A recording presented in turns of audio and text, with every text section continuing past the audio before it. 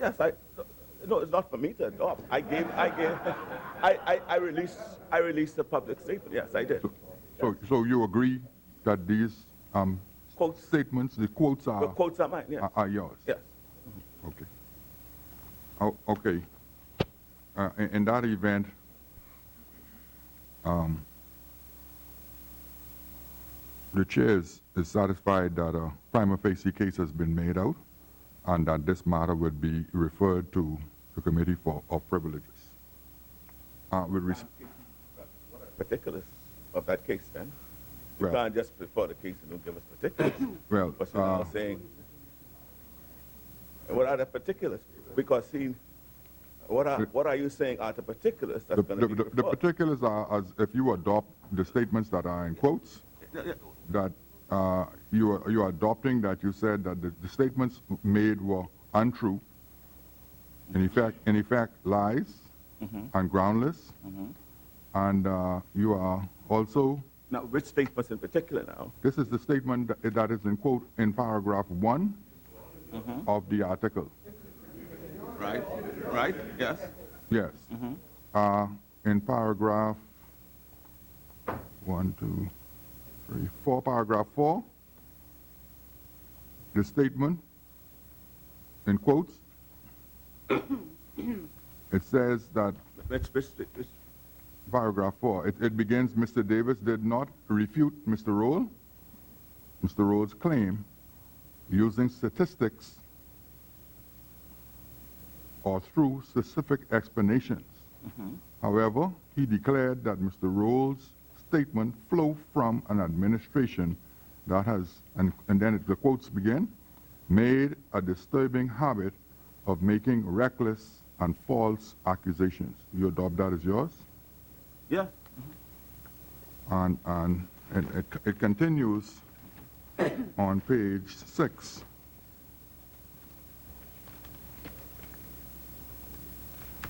And this is a rather long statement on page 6.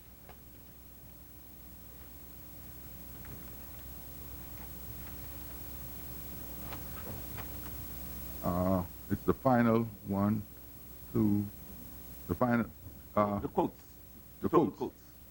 The quotes, the third paragraph from the bottom, the one beginning, the member comments. You see that? I see. And then the paragraph that follows, which begins, we know that this is an administration that has come into office with no vision. You see that one? Yeah. Okay, and that is the final quote.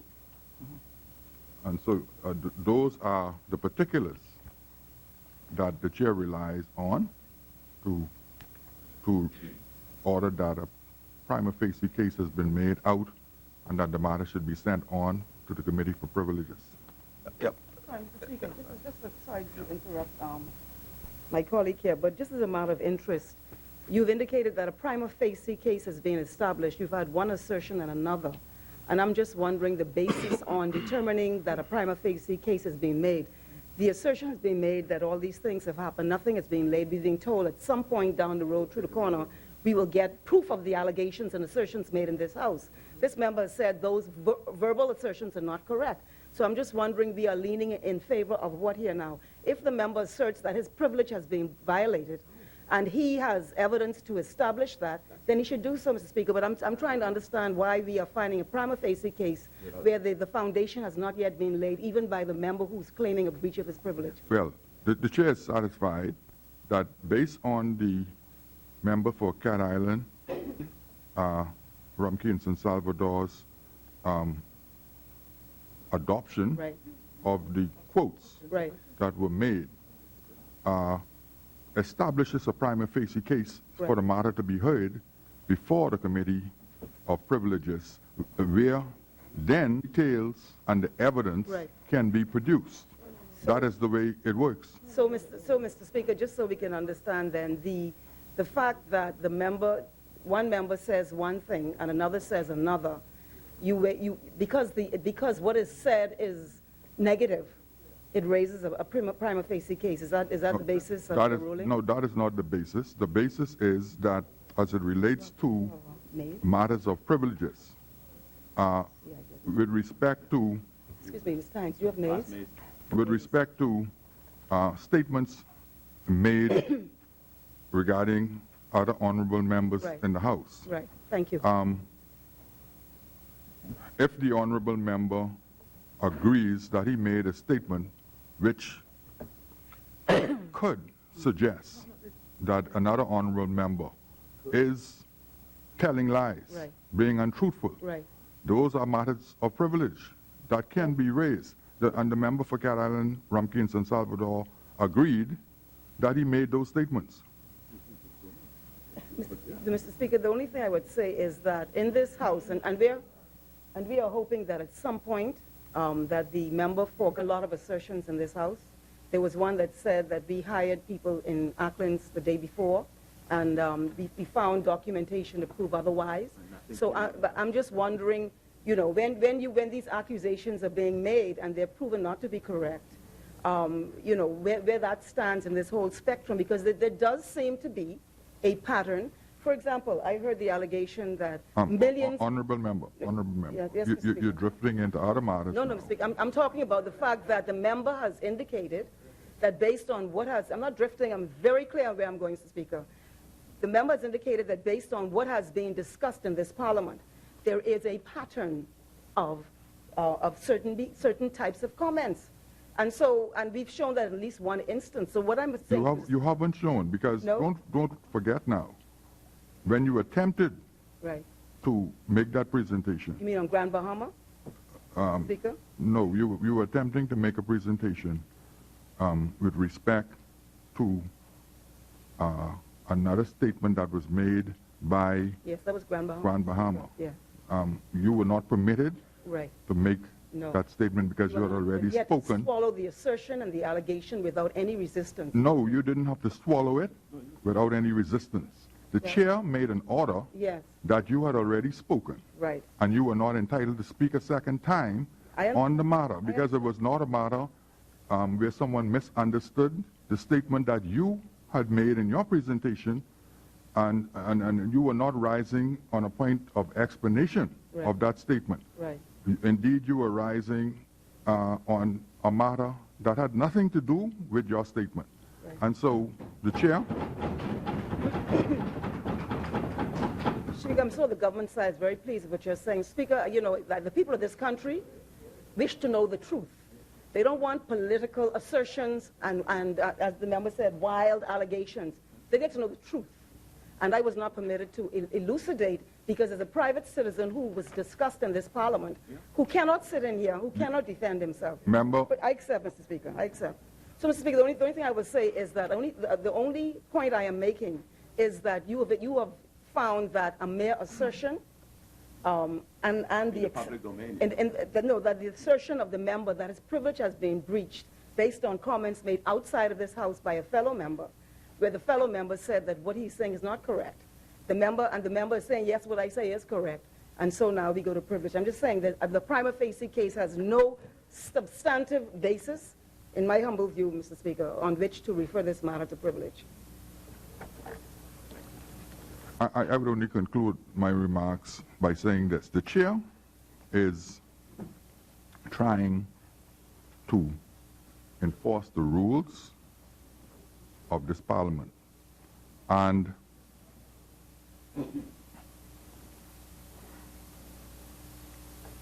on some occasions, the enforcement of those rules may not be favorable to certain parties, and that would be on both the loyal opposition side and the government side. It is my intention, though, to make certain that as we proceed, allegations are not made by either side simply to capture headlines or to malign the character of other members, honorable members in the House. If we want to move and be consistent with the rules, then we have to make certain that we do not abuse and use the rules for our benefit, and then insidiously accuse the chair of being biased when the interpretation of the chair or the decision of the chair is not in your favor. And that is applicable to both sides.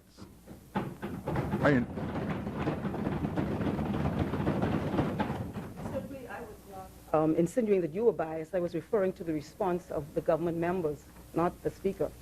So if that is what you took from that, that's certainly not what I was saying. I said I see why the government members appreciate the ruling, Speaker. But in any event, Mr. Speaker, the only thing I will say is that I don't know, I think that, may I respectfully say, Mr. Speaker, your comments that people are making comments outside of this Parliament to malign or to, and some, there's in some sort of process that's deliberately or purposefully directed at maligning members, I think is unfortunate, and I don't believe it's correct, Mr. Speaker. A lot of things have been said in this House which have not been established. There have been assertions about millions and all this kind of thing. Not one piece of evidence laid in this Parliament, and we've had to carry the weight of that outside of this Parliament, Speaker, as a former government, including myself, who sat around the table and was a minister of the government. So, Mr. Speaker, I don't think that it would be correct to say that members are purposefully, if you're referring to this particular instance, purposefully making assertions with a view to maligning the character of members. There have been a lot of allegations and assertions on both sides, Mr. Speaker, and I don't think that would be correct that you would preface your decision based on that, on that factual basis, Mr. Speaker. And that is, Honorable Member, that is precisely why I made the statement, that because there were a number of allegations being thrown back and forth, I want to make sure that from this point forward, I minimize the amount of allegations being made, unsubstantiated allegations, that is, being made by either side, because I don't think that that is in the best interest of the advancement of the people's business, and it's not consistent with the rules of procedure. And so it is the chair's intention to minimize the occurrence of such events as we proceed. The chair recognizes the honorable member for Cat Island and from Kingston, Salvador. Yeah. Mr. Speaker,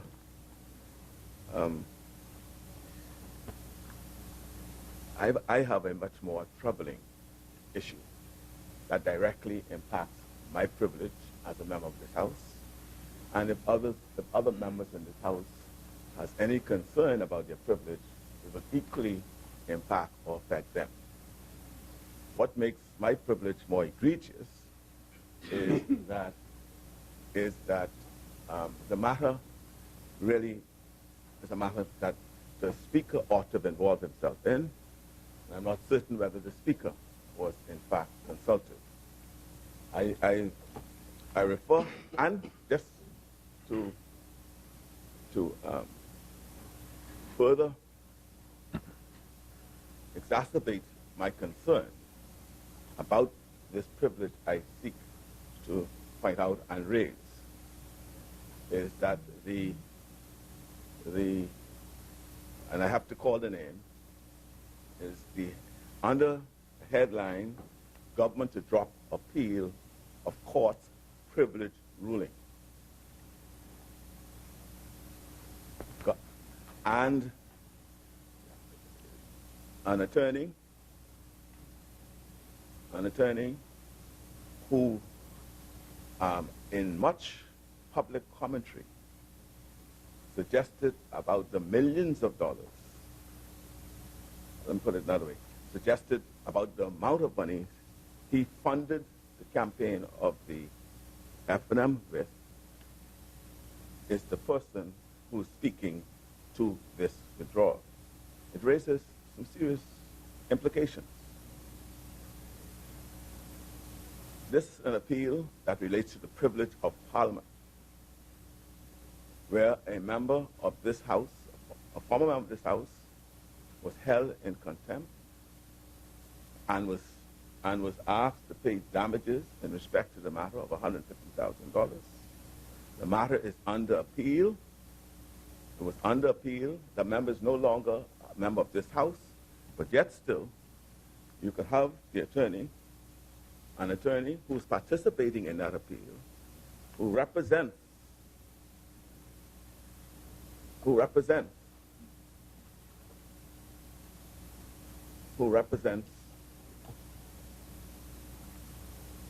one of the parties in the appeal, who unashamedly has indicated that they have supported in all sorts of manner and ways the government. And now the question is, what is this? Payback? The withdrawal of this appeal?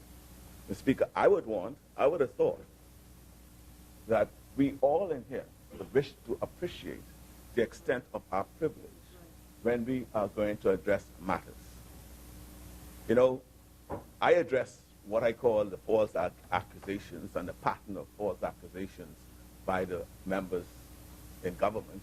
I did that publicly. I did it outside of these chambers. I did outside the chambers because I think I could stand by what I say. And because if they go outside this chambers and say anything about me, can't stand of it, I know what I'm going to do. I didn't come here and complain about no privilege. That's what the courts are for. I'd have gone to the court and said, look, they are defaming me, and they are accusing me of dishonorable conduct. And as such, take me to the court. I didn't come in here and complain about any, because I could say my thing. What I said it outside of these chambers, so I don't have the cloak of privilege. I don't have the cloak of privilege. Now, I want, Mr. Speaker, I need to appreciate how is it that whether you as the Speaker recognize this as a matter of privilege. The member for Seabreeze, the chair recognizes the member. Thank you, Mr. Speaker. Just from my understanding, I recognize that we're dealing with Section 37 on privilege, and I think that the member asked for leave to deal with one matter in the publication.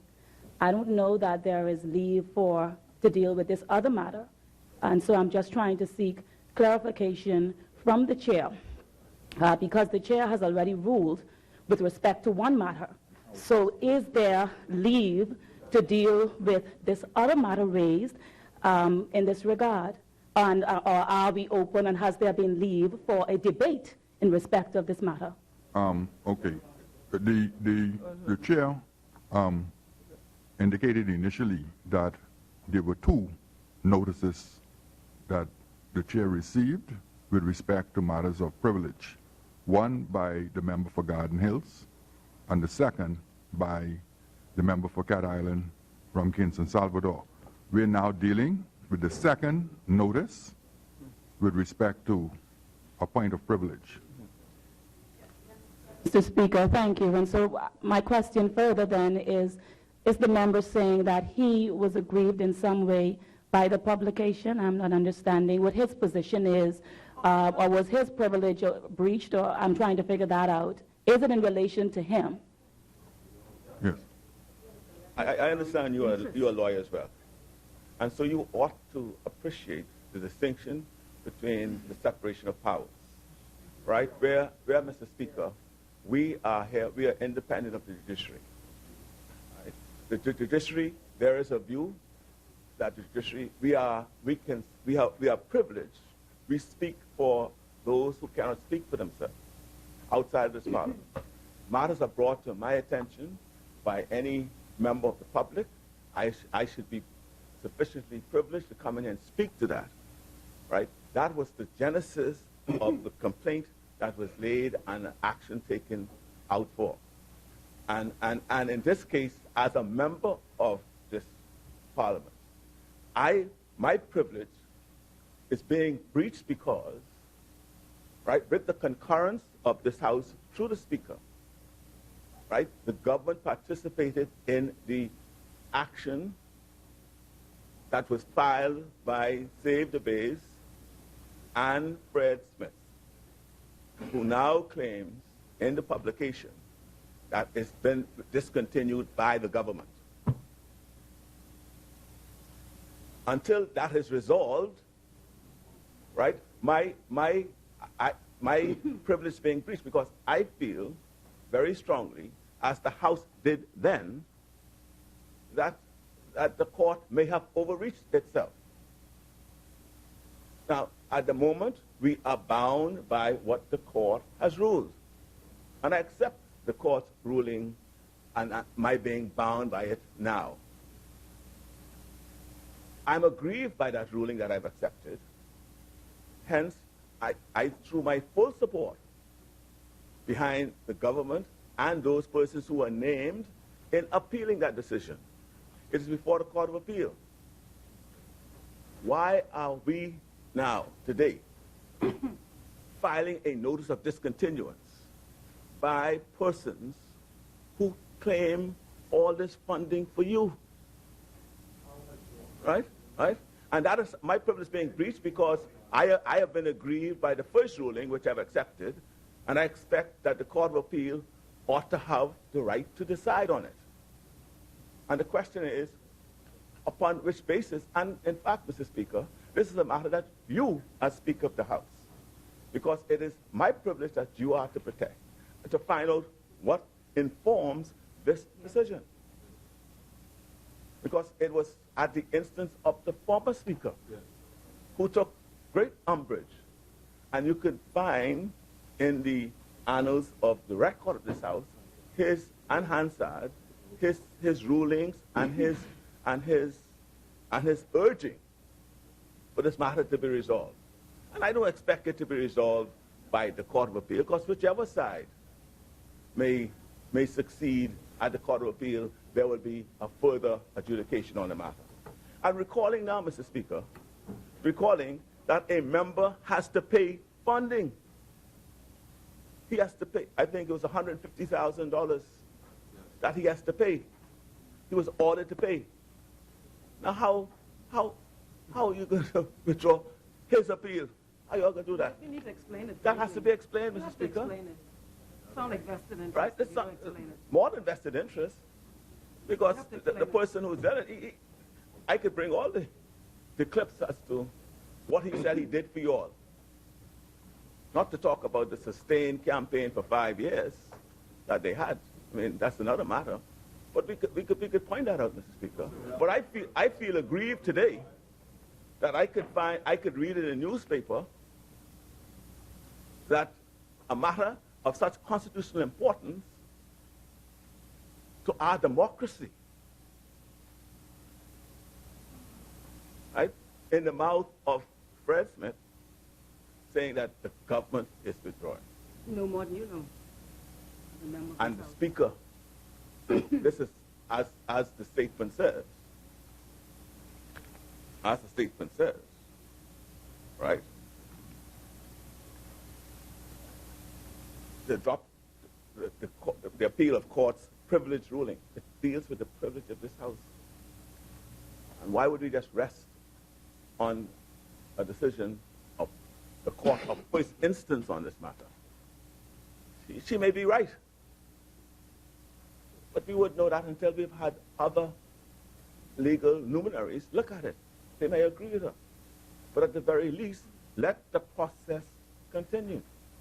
Now, if the government doesn't want to support it, of course, we'll have something to say about that later on. And I wouldn't say it here. I'll probably say it out there so that they could, do what they wish to do.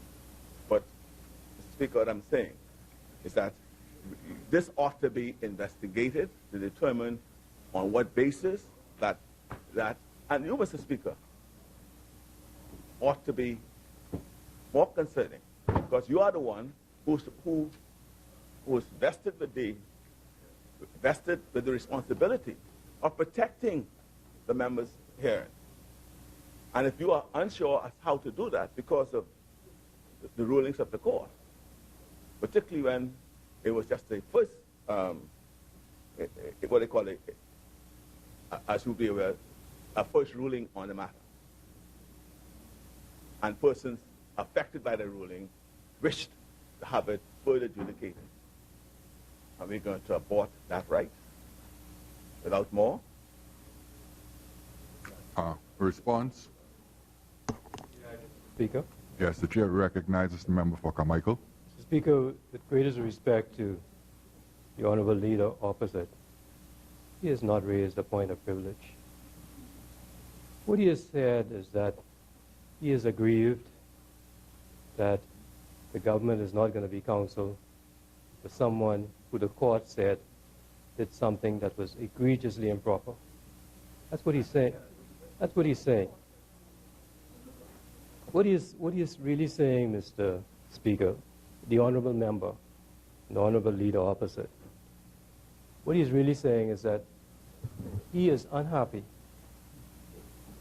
He is unhappy that the government is not going to undertake to pay for and to supply counsel for someone who, Yes, can I? Self should have intervened when he said that. Did you hear me say pay counsel? Did you hear me say that? Did you hear me say any of the things he's attributing to me? No, I don't think he's attributing that That's what he statement said. to you. He said that. He said what I said. No, what He's saying what I said. my understanding, the chair understanding is, Mr. Speaker? honourable members, my understanding of what the member for Carmichael said was that he is satisfied that the government has a decision as to whether or not they wanted to pay counsel to represent this in this matter. He didn't attribute that to you. No, he did that, Mr. Speaker. He did that. No, he did that. He did that. He did that. He started off by saying, I'm unhappy because the government is deciding they don't. I never said anything about payment or representing or who's going to represent the persons involved. My point, Mr. Speaker, is that, however, whatever great respect the member may have for me, right? He ought to have concern about the separation of power and the import of this decision on all of us as members of Parliament. Yes. The member for Carmichael. Speaker, the honourable member well knows that the courts made a decision that someone had done something improper. If that person is aggrieved, then that person has a right to appeal. Not to expect the state to pay for his appeal, to carry his appeal. The state has determined that it is not going to do so. It is an appeal that impacts an individual, and that individual has a right to appeal, to take it to the Court of Appeal and to make a determination, to take over his appeal if he wishes, which the government is carrying. And these are very, very senior members of the Bahamas, Mr. Speaker. They know exactly what to do. And so when the honourable member, the honourable leader opposite, says that he feels that his privilege also has been impacted negatively, then he knows also what he can do. He is very, very, very senior.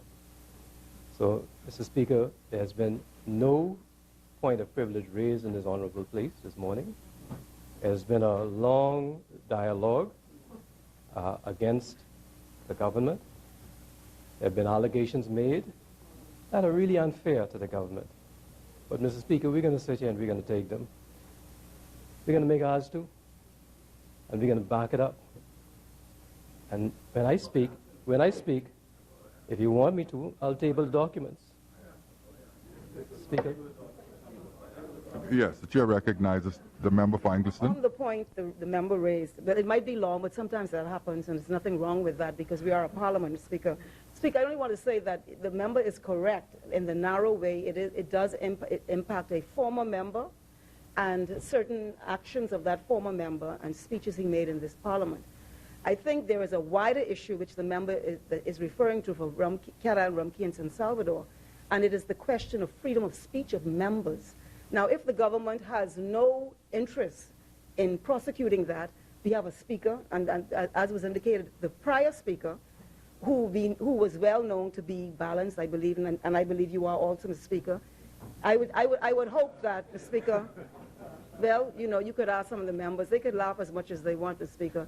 I think, Mr. Speaker, that that perhaps, you know, the question lies in the interest of the Speaker, and I don't know what the funding has if the Speaker is beholden to the government, because the Speaker is not able to prosecute on behalf of all members the importance of the fundamental principle about freedom of speech. Now, if the government has taken the view, Mr. Speaker, that it's a broader picture, it's a member who's here, a former Progressive Liberal Party member, and it falls along the wayside on those circumstances, there's no problem, Mr. Speaker. But I must say, I believe there was some degree of unanimity on that principle when we last sat in here, that it was beyond political stripes and colors, and it was to do with the integrity of the Parliament and being able to speak freely, which is a fundamental principle in our Constitution and of our democracy. But if the government's taking the position that they're looking to save the bays, is it save the bays? Save the bays. That their assertions are more important than the larger, more fundamental democratic principle of our country, Speaker. Then we will abide by that, Mr. Speaker. Speaker, the honourable member knows that we are not. That the statement that she made is fundamentally incorrect with respect to save the base. It's wrong. It's wrong for her to say that. She is counsel and elsewhere. She knows better. You know, I didn't interrupt you. Okay, that's all right. But, Mr. Speaker, the difference between you and the former Speaker is that you have legal knowledge. You have many years of experience in the courts. You know exactly of what I speak of when I stood today. If the honourable former member wishes to take over his litigation in his interest, if the member for Cat Island is aggrieved, as he also indicated he is, with respect to his own privilege, they are quite capable of taking the litigation over and dealing with it. That is, these are matters that impacted them. In fact, Mr. Speaker, last week, the honourable member for Angliston stood up here and was aggrieved on behalf of someone outside of this place in relation to something that was said. The same point could be taken in relation to that, if she wants to be able to take a point. Mrs. Speaker, the truth is going to come out when I speak, because I'm going to speak on that issue, and I have the documents to prove it. And I know they were brought to you last week too. I saw when they were brought to you.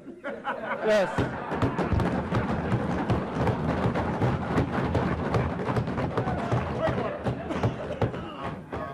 For what, Mr. Speaker, let the member be assured that I do not interfere with him in his ministry. I will not seek to get all I want him. He has the facts. All I need him to do is put the facts correctly. If I rely on my memory. I took no papers, nothing from the ministry. I don't ask nothing. And if I need papers, I'll call him. I'll call him and tell him. Now, I hope when he corrects the things, right? I hope when he corrects it, that he asks the junior minister. Anyhow, I'll leave that. Mr. Speaker, if I may be finishing this, or what? You say I got papers, man. What are the papers I got? You lying again? What papers you see me get? One at a time. I thought you got, Mr. Speaker. Mr. Speaker, the papers, Mr. Speaker. Yes. And I say again to Mr. Speaker. Listen, man, y'all save the base. We finished that story. Y'all save the base. I withdraw that. We can talk about out there. Mr. Speaker. We can talk about out there. Save the base. The only paper I got in relation to the matter you talk about, save the base. only paper I got in relation to that matter is the Hansard report of what the member said. Members, we cannot all speak at the same time. That's all I got. What the Hansard had to, I got the Hansard report to make sure that, because I recognize that there's some backpedaling, all right, backpedaling. When the member from Engliston was attempting to set the matter right, you all told me to correct it in my submissions, and I will do so.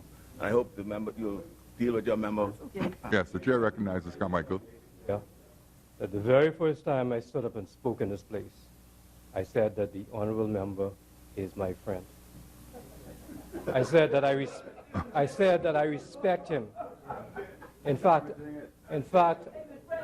I wrote to him today. I wrote to him today, and he will get that letter today, which indicates that because of his position as shadow minister, I am going to make sure that the offices of my ministry are available to him. That is how we're going to operate. I want the honorable member to understand that we're going to be transparent. We are the people's government. We're not going to be like them.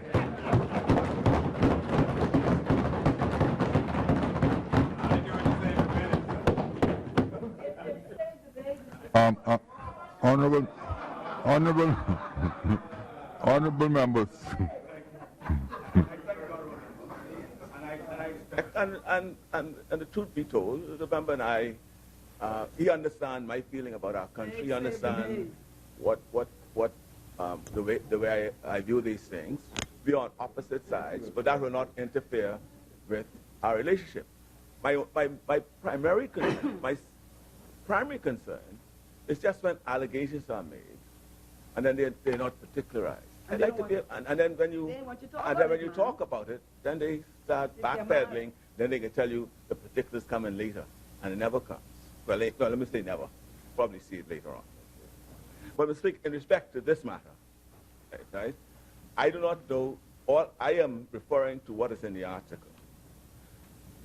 The governments ought to have some explanation, right? And if the explanation is, well, look, we as the government are not prepared to fund the litigation any further, the next question I would have to ask is whether you inform the other litigants about it before filing a notice of discontinuance. See, a notice of discontinuance has in fact been filed. Right, and so the question is, did you inform? And now, they have not said that is their official position. This seems to have been this is being given as a commentary on the matter, but whether that is the official position of the government, we'd like to know. So, and then the next question is, did you or have you communicated that to the persons who are impacted by it directly? We are all impacted by it indirectly, and had I known that they were going to do this, I mean, we could ask to be joined in the proceedings. We could do that. But I didn't see the need for that because I expected that those in government would want to have this picture, this bigger picture of the democratic principle dealt with. Me? Me? No, but me? Yes, I could, but I could. The other emails I wanted to reveal. Honorable members. But Mr. Speaker, that is the point I'm making. Yes, so, yes, so Honorable. And even if only to you, Mr. Speaker, even if you were to take this matter under advisement, review the process as to where we are today, and then have the proper responses to why this step is being taken. Because it doesn't smell good either, Mr. Speaker. And I gave reasons why I think it doesn't smell good. It smells. It smells. It smells. Save the Bay is involved. Fred Smith is involved. And they're the ones who are making the statements. You wouldn't appreciate that because, you overlook things and you only... honorable members, it is the position of the chair. Having heard both sides, I agree with the issue of the separation of powers, and I took a pledge and an oath to protect the traditional privileges of all members in this parliament. I think we are moving at this stage rather prematurely in that we are basing this matter on a statement in the newspaper which seems to suggest that a notice of discontinuance has already been filed, but I also noticed that a status hearing is scheduled for the 26th of June.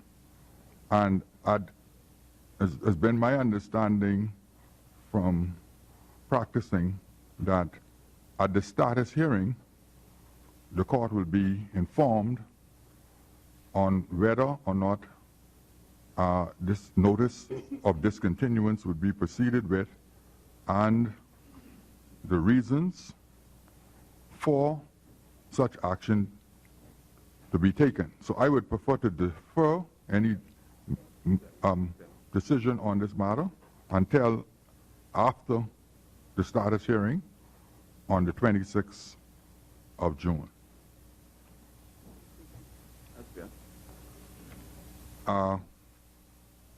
We wish to recognize, before we proceed with the debate, a group from Grand Bahama.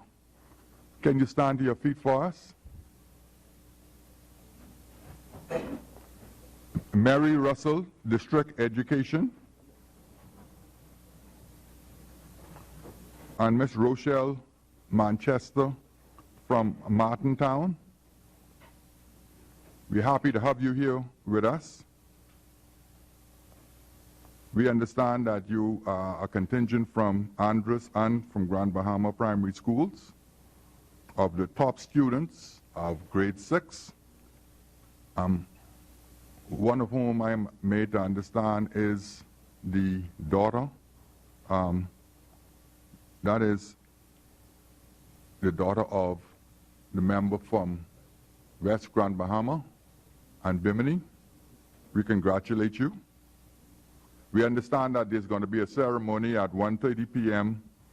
at the police headquarters where the students will be presented with laptops from the Electro-Technicom company, Mr. Paul Smith being the proprietor, in conjunction with Mr. Howard Newbold, a retired district superintendent.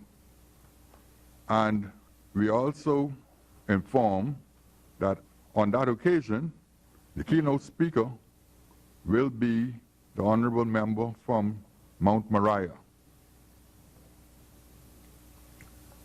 4 teachers will be honored for Teachers of the Year. They are Cassandra Williams of Walter Parker, Valentino Munnings of Lewis Yard, Vanessa Heel of Bartlett Primary, and Katrina Stubbs of Maurice Moore Primary. We wish to congratulate all of you, and we trust that you have enjoyed this session so far. And thank you very much for visiting.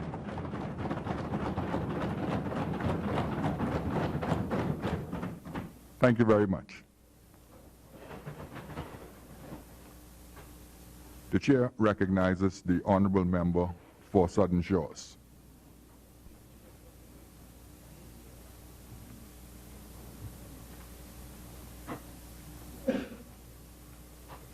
Mr. Speaker, honorable members, good morning. I've been waiting to say this for a long time. Mr. Speaker, I stand on behalf of the good, great people of Southern Shores.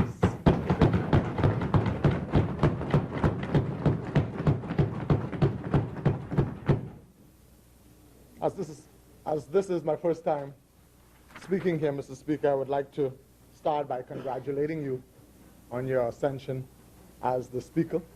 I would have heard your presentation, and I'm satisfied of the impartiality with which you will oversee the proceedings of this House. I would also like to take the opportunity to congratulate the Deputy Speaker, the good member from Tall Pines, my neighbor, and I commit to working with both of you as you oversee the business of this House. Mr. Speaker, it's been a long road here, and if you would indulge me, I would like to say a few words to that prior to getting into my budget debate. Yes. It would have been about 3 years that I decided, after hearing a sermon in which the preacher, young preacher, Father Douglas, at St. Matthew's Anglican Church would have said, in order to be what you ought, you must stop being what you are. That was a trying time in my life, Mr. Speaker, because I had just recently been called in by my police supervisors, and I would have been asked, Sergeant Campbell, are you going to be a politician or a policeman? And I asked, why am I being asked this question? Is there some complaint about my performance as a police officer?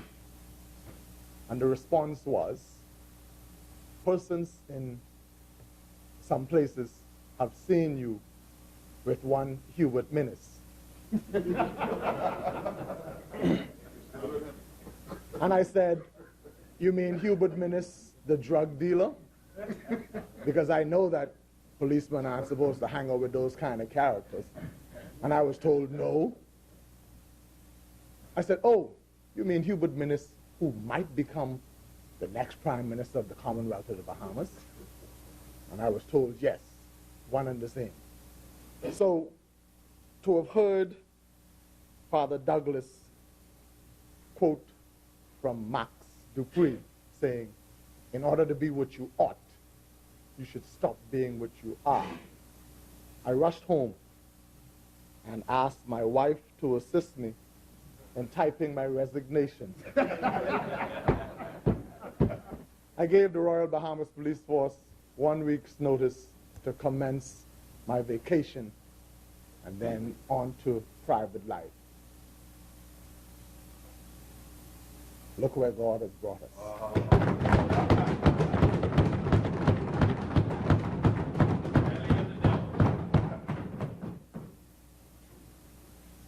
Along that way, Mr. Speaker, I met a number of persons, groups of persons, who would have pledged their support, who would have given assistance, who would have promised prayers, and I'm satisfied that it is as a result of all of those that I'm here today. I must start by acknowledging and recognizing the grace of Almighty God. Amen. But for the grace of God, amen, where would I have been? And then I would be remiss if I didn't recognize and acknowledge 3 women that I would have called mother. There's one woman, Iris Finlayson, who I would have met as a 10-year-old boy at St. Matthew's Church. And Iris said one thing to me that always stayed with me. She says, Frankie, I believe in you. I believe in you so much that if I had to bet, you would always be my horse, even if you didn't win a race. And that stayed with me. And then there's another woman that I call mother, Lavinia Campbell, a woman who probably had every reason to dislike me. You see, her husband is my father with another woman. So she probably had every reason to dislike me. But I learned that on the passing of my father, when I was only 18 months, that this woman went out of her way to find this boy that Campbell had. And she told my biological mother that I'd come to see Campbell's boy, because if Campbell was here, I know he would have taken care of his boy. And then we go to my biological mother.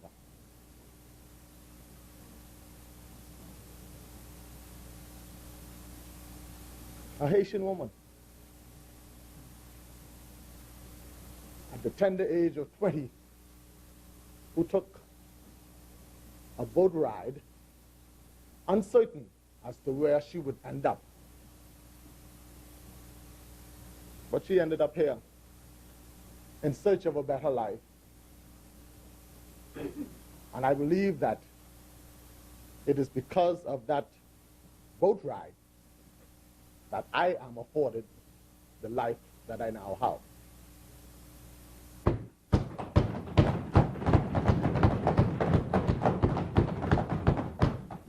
I value those three women collectively, together, proportionately, because they would have each put something into my life to cause me to be the person that I am. I went to Southern Shores about 3 years ago.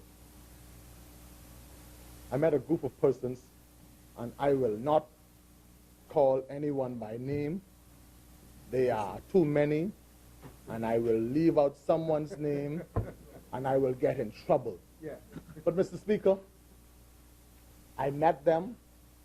It was a little rocky in the beginning because there was another person who would have expressed interest in the Southern Shores constituency.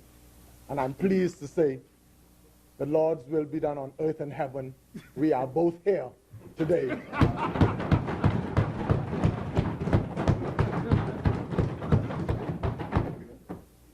But we would have gotten past the bumps, and we would have worked tirelessly.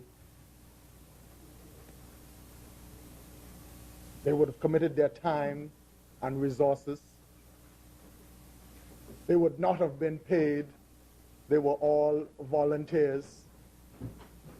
But they believed in me. They believed in what I represented. They believed in what I presented. And they promised to bring me all the way to Parliament. And Mr. Speaker, without calling any names like I suggested, some of them are here today in the gallery.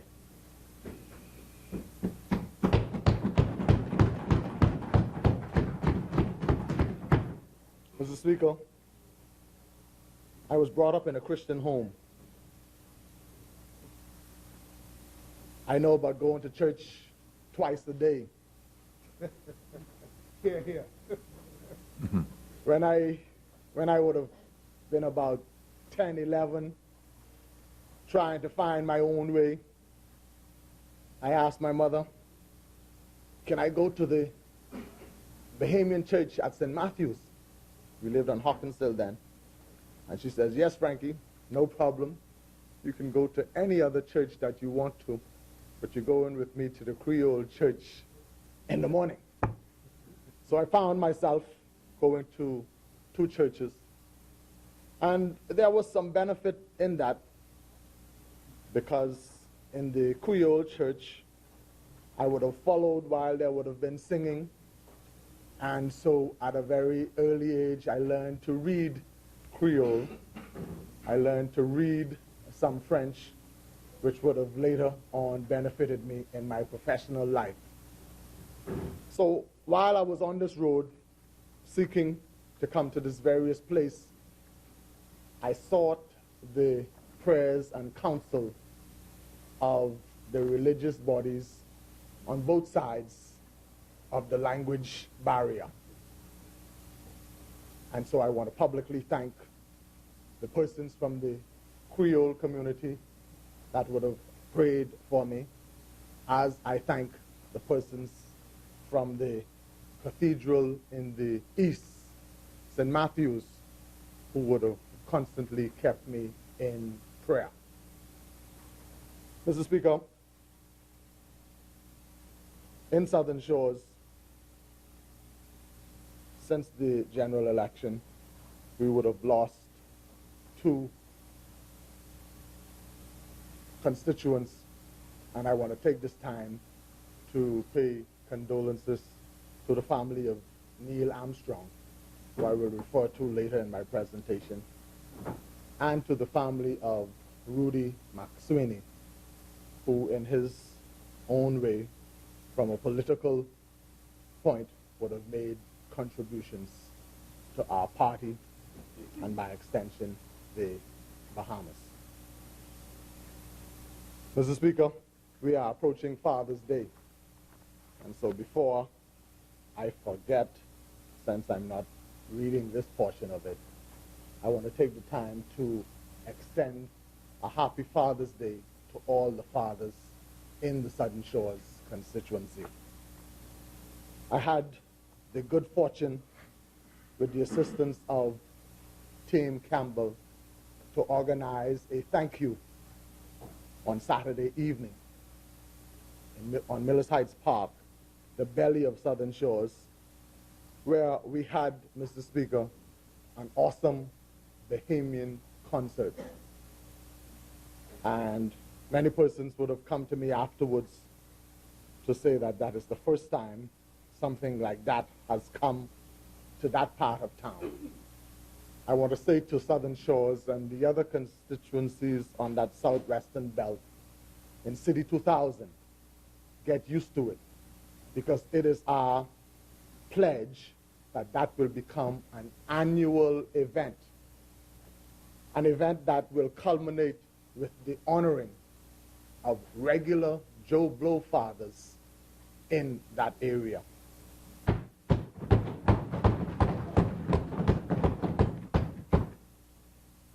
And as I talk about fathers, I must single out one individual. Even though I won't call his name, I know he's a very private person. I met this individual when I was in the 10th grade. As a junior achiever, his company sponsored my junior achievers group. And I went to him one day and I said, you know, when I was in the 9th grade, I couldn't afford to pay for BJCs. So I'm being told that if I don't have maths and English going into the 11th grade, they're going to put me in a lower string. And he said, Frankie, you're a smart boy. You shouldn't be forced in a lower string because you couldn't afford to pay for BJCs. And he paid for my BJCs,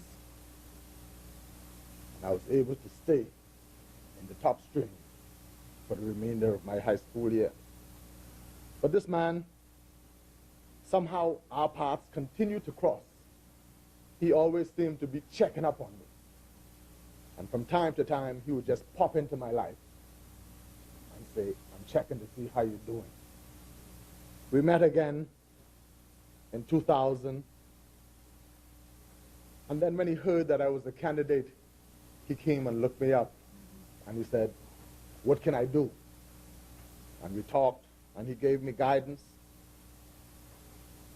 And after I won, Mr. Speaker, he said to me, Frankie, you have arrived at the point where I always thought you had the potential to be. And he said, I want you to allow me to do one more thing for you. And I said, what is that? And he said, allow me to purchase the shoes that you will stand in Parliament in. Mr. Speaker, I'm standing in those shoes now.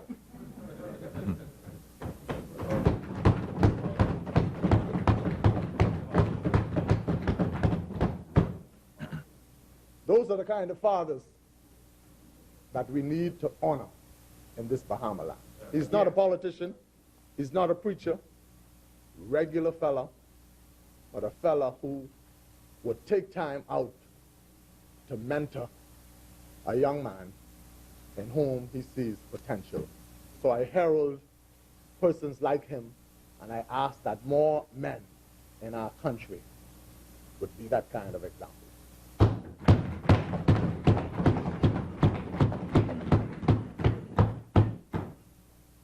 I would have said to you that my biological father passed when I was 18 months.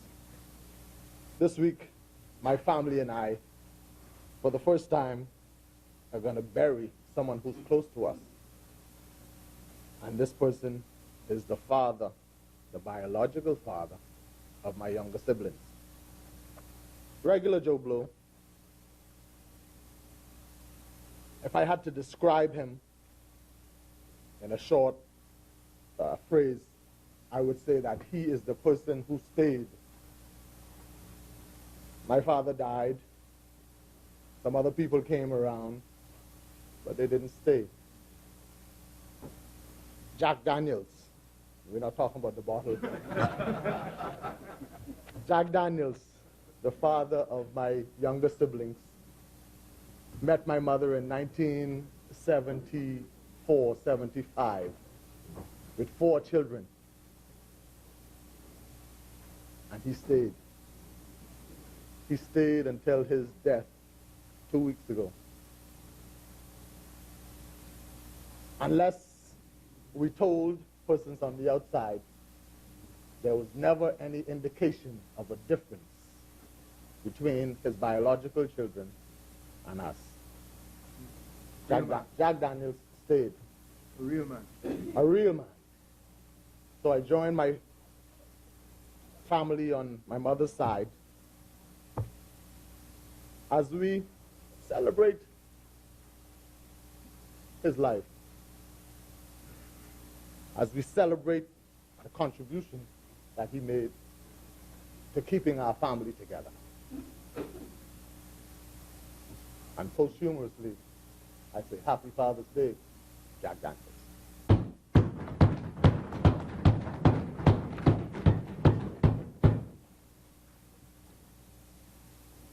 And now to the matter at hand.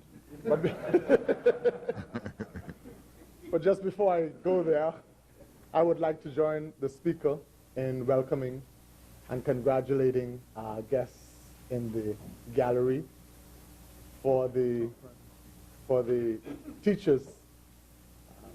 I thank you and commend you for your contribution to our younger ones.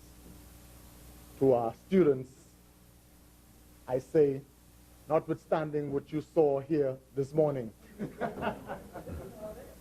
this is how it is, and I trust that you would at least take from this that most of the time when one is speaking, even when we don't agree, the other sits and allow one to speak. So I trust that you would at least take that from here and be willing, as you move on in your educational pursuit and on in your lives, that you would at least be willing and prepared to hear the other person, even when you don't agree. Yeah.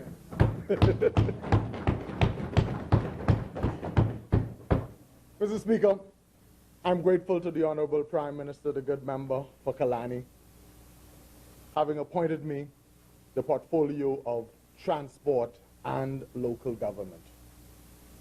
The various subject matters that fall within my portfolio would clearly demonstrate that it is a ministry that covers the length and breadth of our archipelago.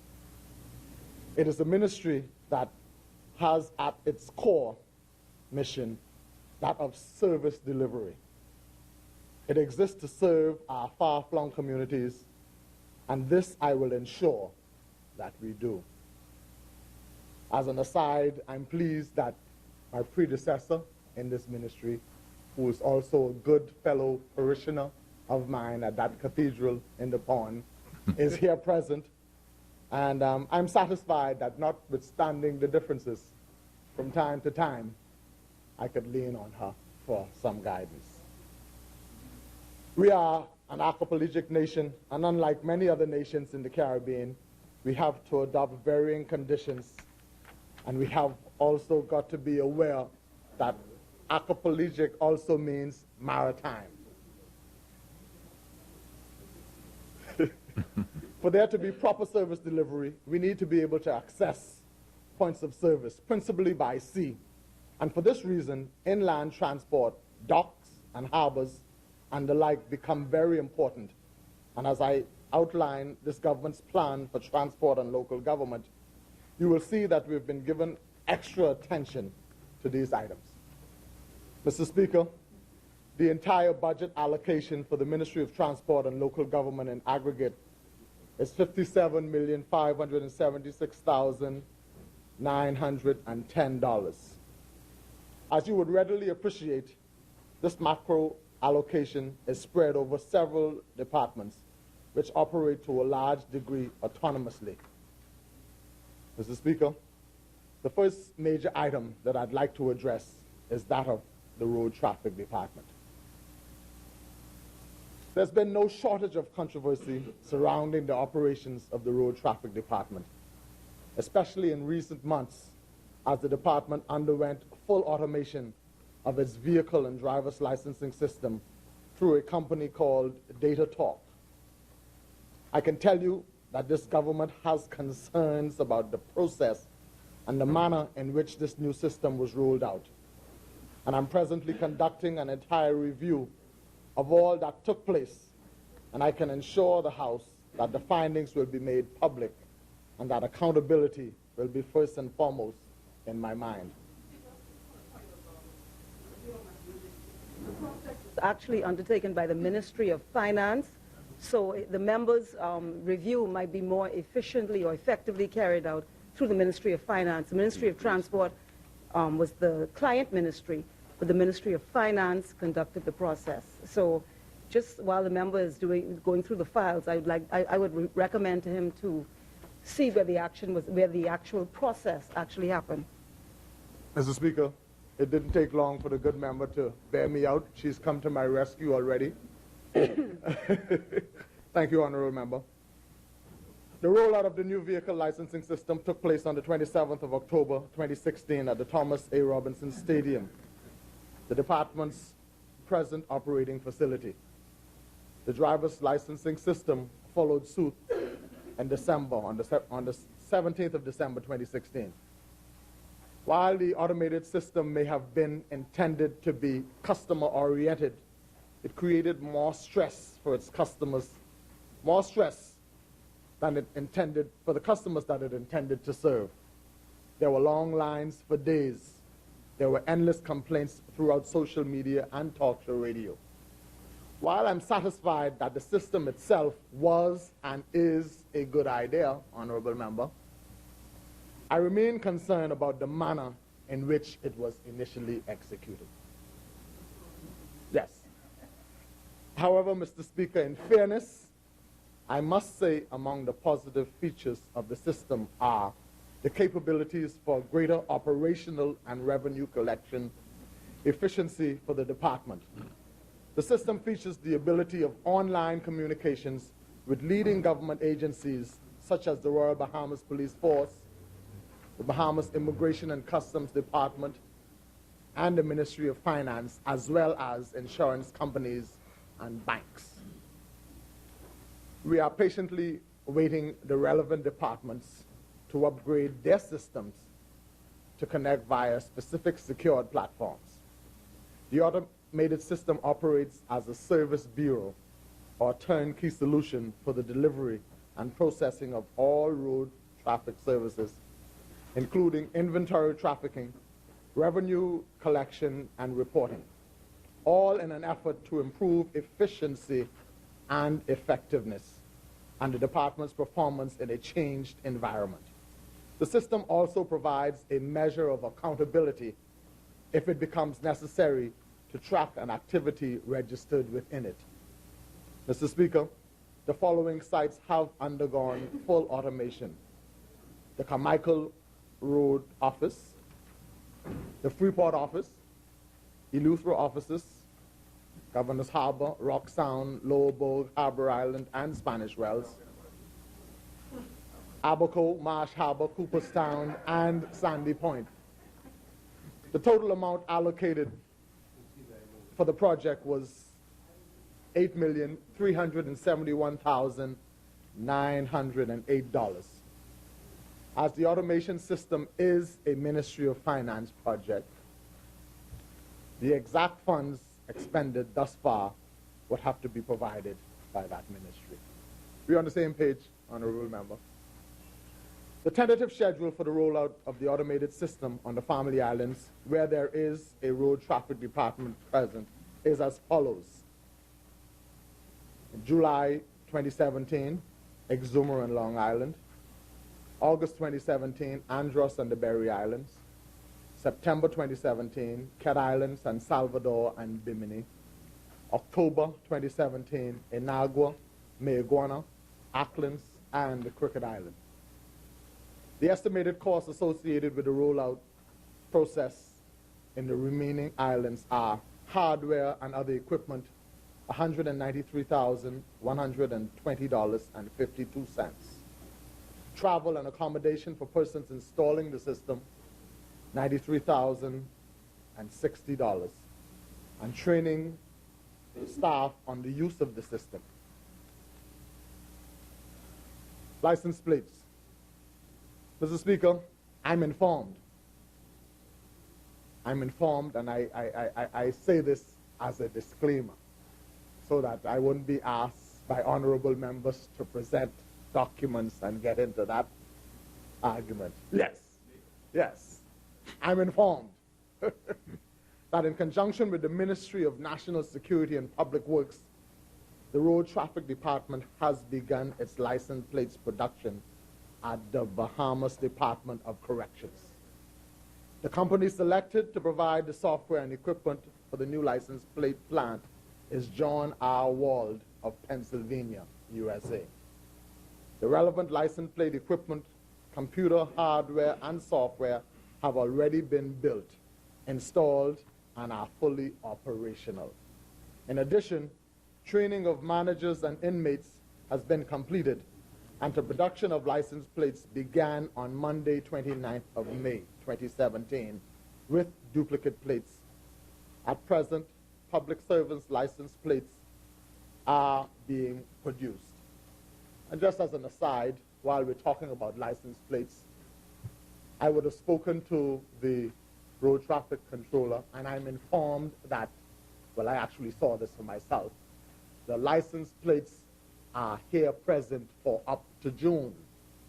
And I would have communicated with my colleagues with various responsibilities to ask law enforcement officers, particularly the police, to address those vehicles that are driving around without license plates.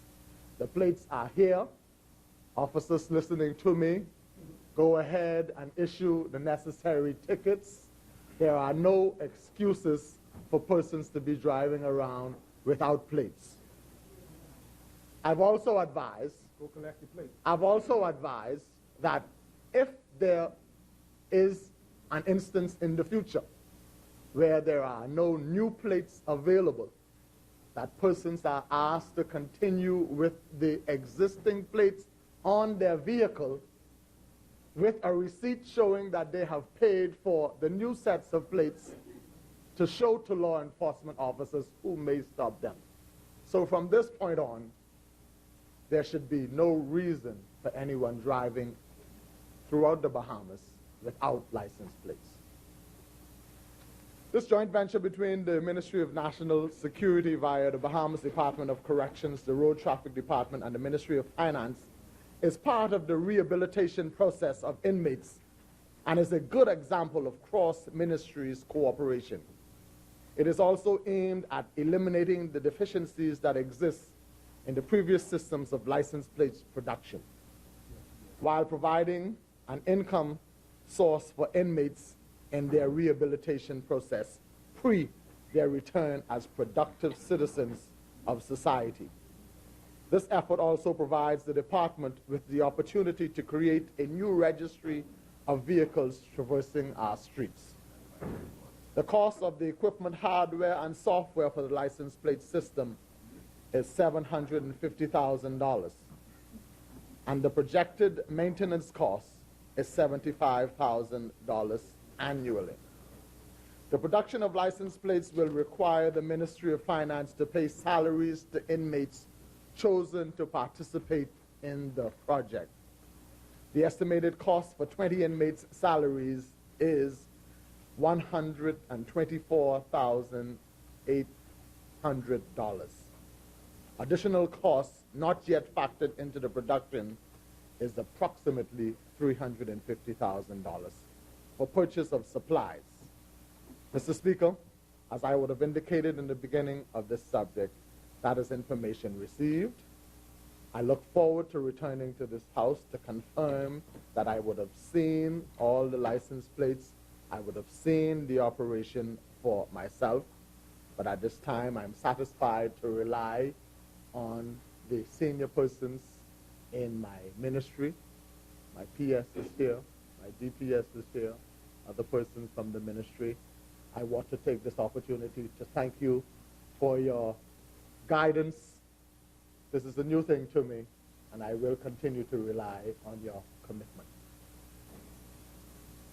The pilot project, unification of the public busing system. This is an initiative expected to facilitate economic activities by relieving congestion on the streets of New Providence, while serving as a blueprint for what is to occur on other major family islands. The department, in conjunction with the Ministry of Transport and Local Government, is now collaborating with representatives of the ground transportation industry to make this project a reality. The department has reached a milestone in the valuation of the industry itself and moving forward slowly but progressively with the Inter-American Development Bank towards the implementation of a pilot project in preparation for full unification. The Ministry of Transport via the IDB published terms of reference for interested companies to submit expression of interest in managing the day-to-day operation of the pilot program. 3 companies have responded, and the Ministry and the IDB are soon to engage in discussions with respect to the identification of the companies selected to move the project forward.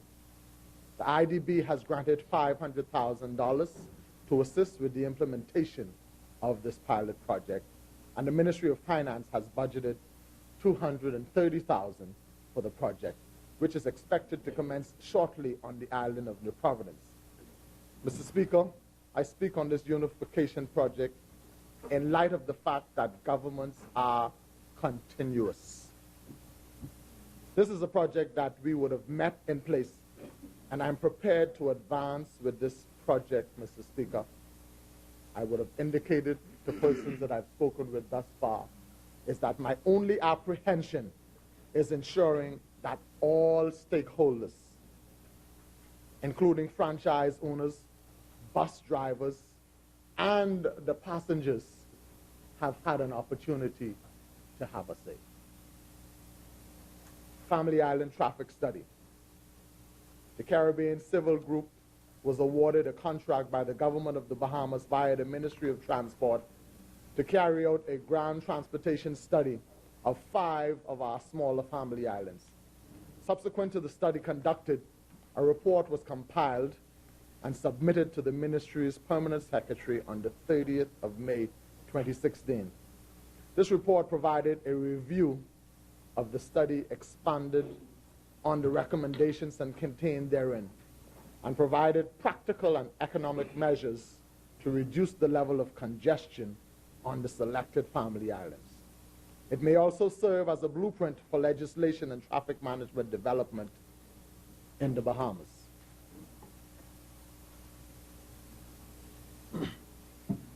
This study was commissioned to analyze and document existing traffic conditions, as well as provide a forecast of the 20-year horizon traffic flows within the study group. The study was initiated as a result of concerns raised that small islands, namely Harbor Island, Spanish Wells, Hope Town, Green Turtle Key, and Great Guana Key, which made up the study group, were becoming inundated with vehicular imports that threatened the island's economic and environmental well-being. I think it is good, considering what we have here in New Providence, Mr. Speaker, to have had the foresight to try and prevent that kind of congestion on those quaint family islands.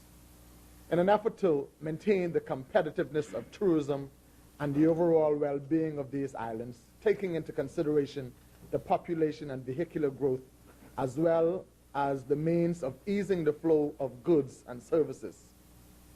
CCG employed a methodology and strategy to solve existing traffic problems that created high costs for road users. CCG was also requested to provide recommendations for optimal ground transportation management for each island, which was to include economic measures aimed at changing the actual travel patterns and reducing the high usage of private transportation. The methodology employed sought to improve or make more efficient traffic flows by recognizing road hierarchy leading into and out of central business districts of each island. On average, the CBD fell within a 1 to 25-mile radius. To improve actual traffic flows and make better use of existing capacity, the solution called for a medium, long-term strategy to alleviate congestion levels.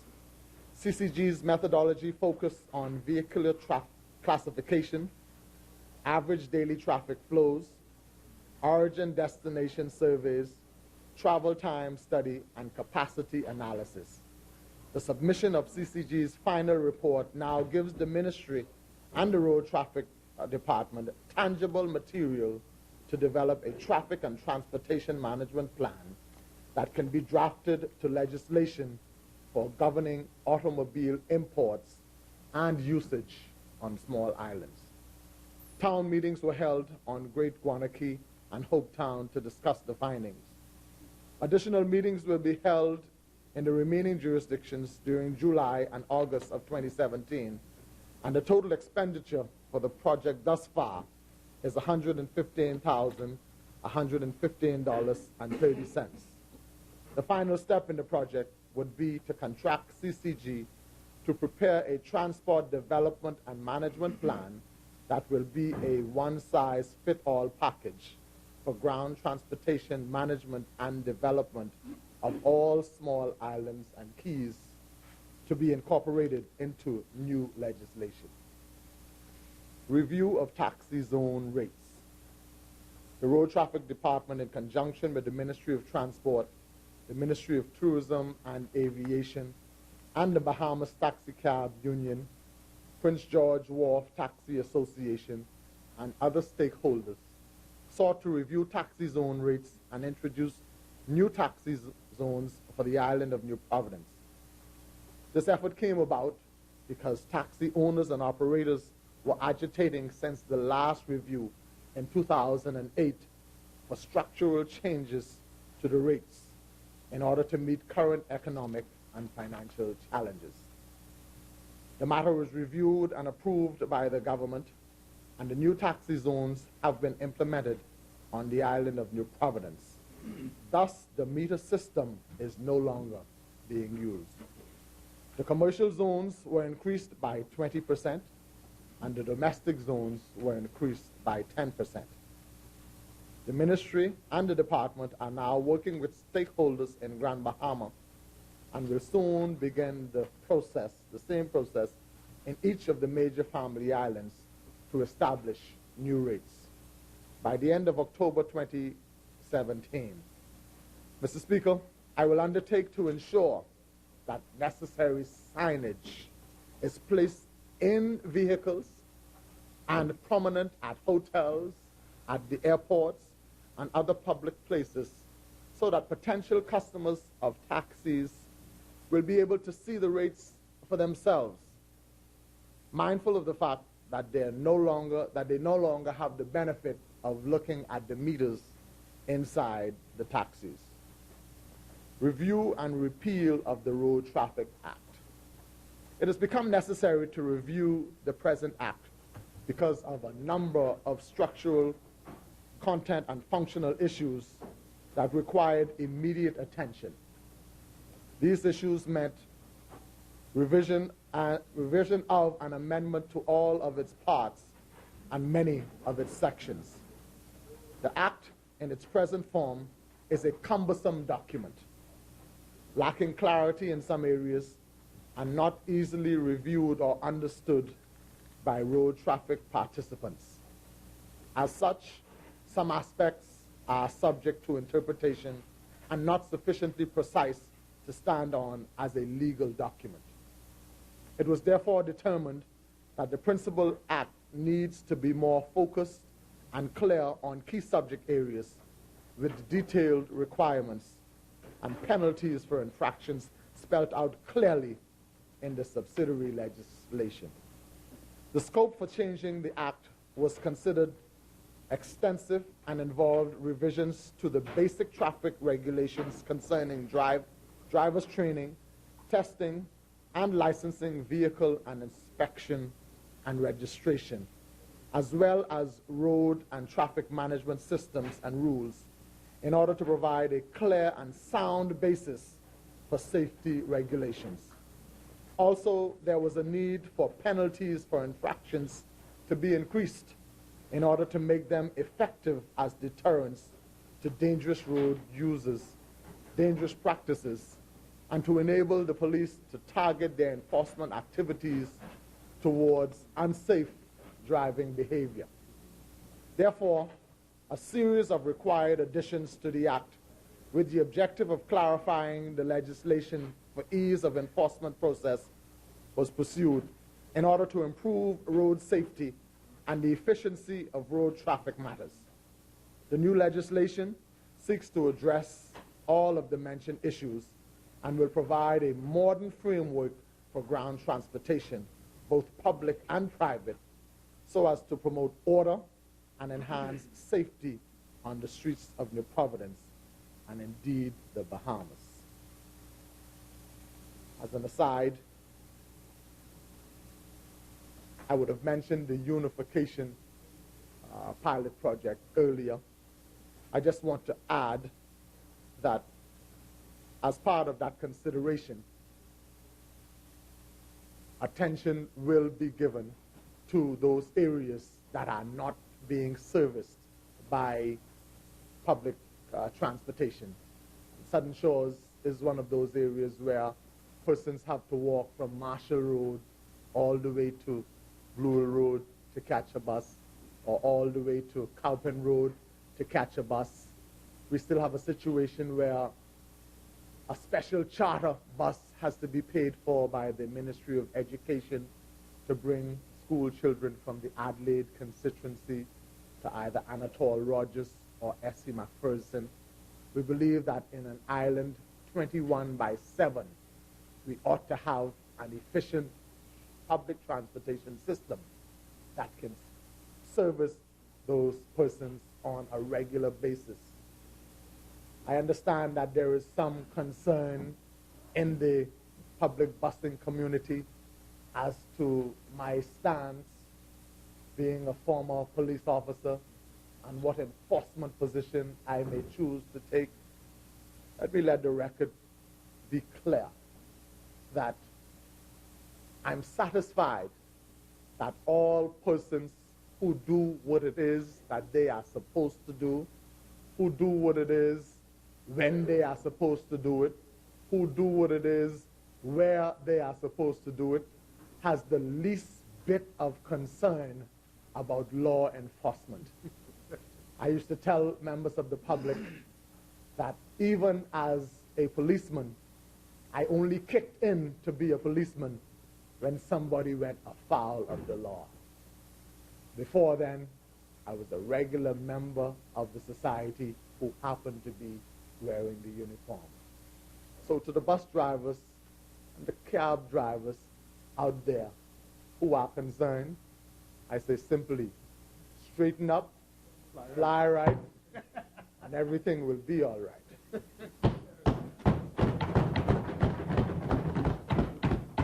The first draft of the new act has been reviewed by stakeholders. The second draft is completed.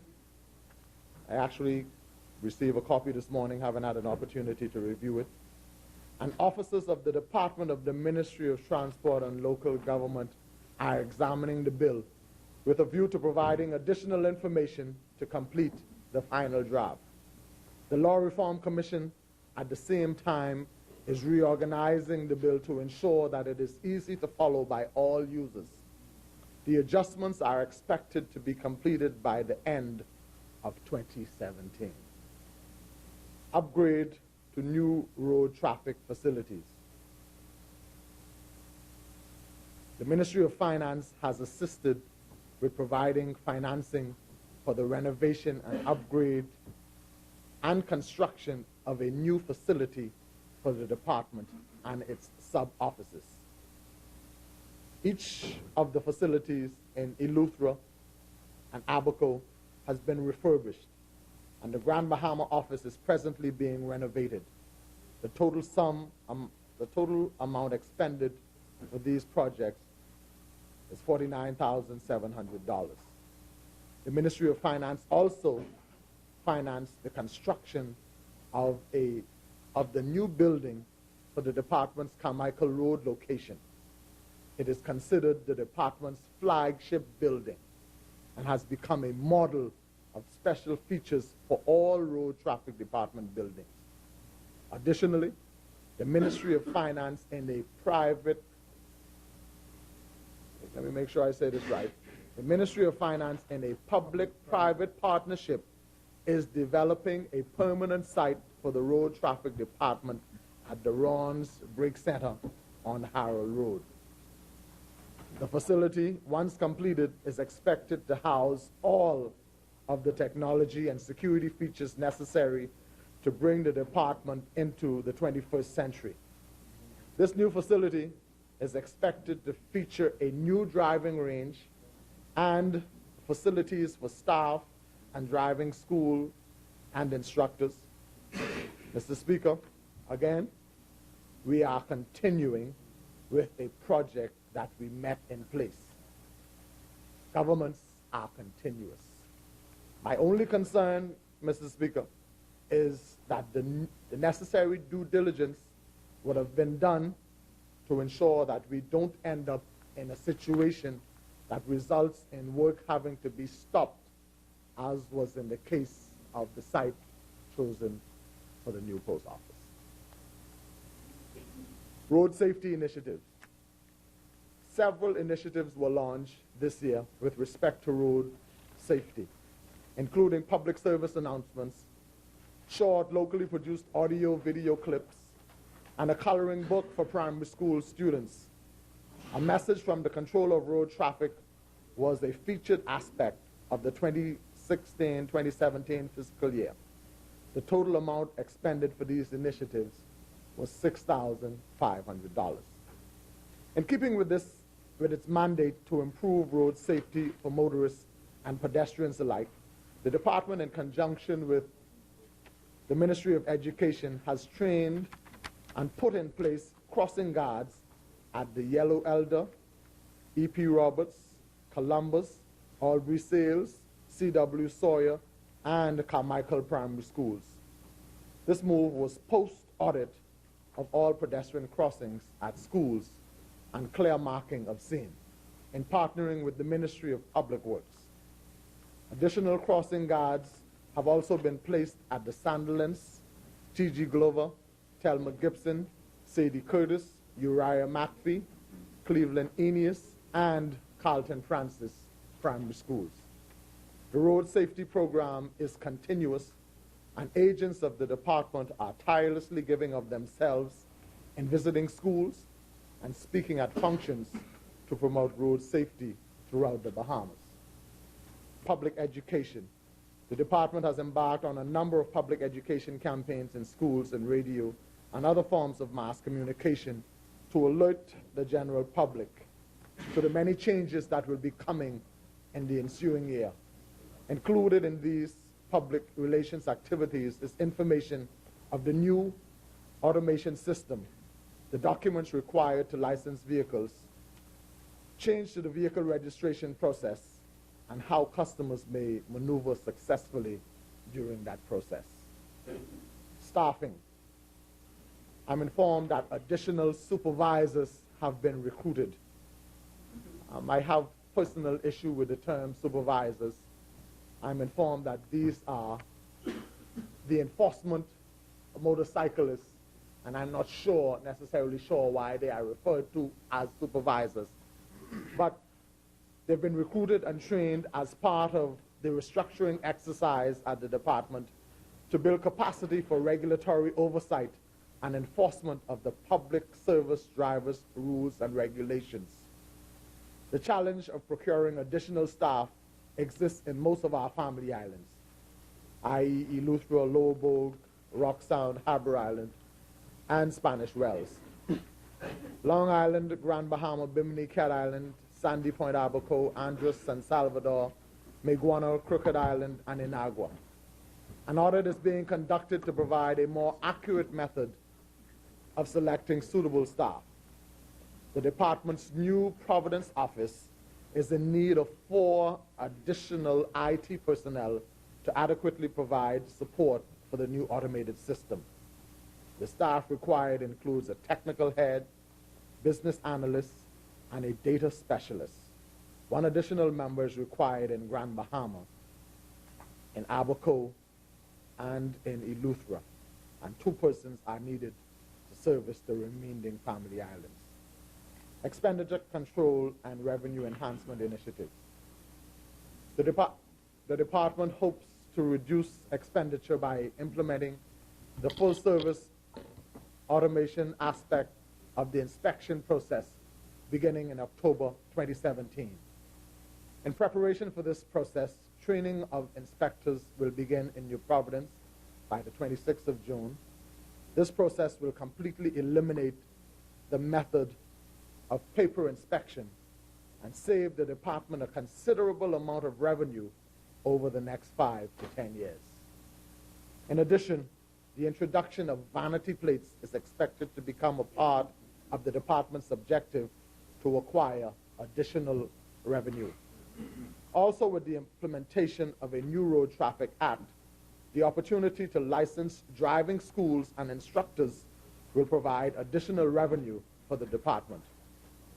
Every effort will also be made by the department to ensure that all of its facilities use LED bulbs and timers on central air conditioning units to realize saving on electricity costs, and that only essential lights are utilized at night. Challenges. The department faces several challenges as it embarks on completing the automation project.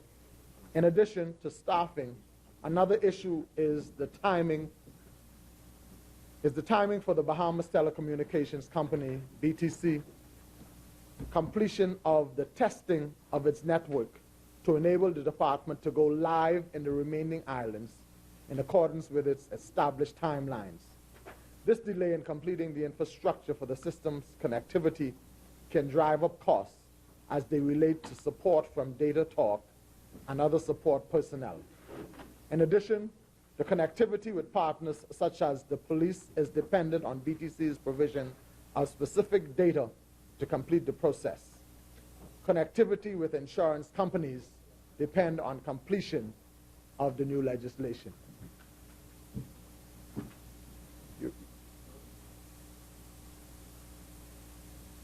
Are you asking me to you?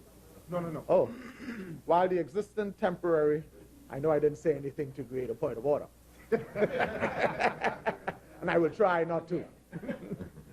While the existing temporary facilities utilized at the Thomas A. Robinson Stadium are a welcome alternative to the Clarence A. Bean building, it is not ideal for doing business, and it is not customer friendly and adequate for the needs of the department.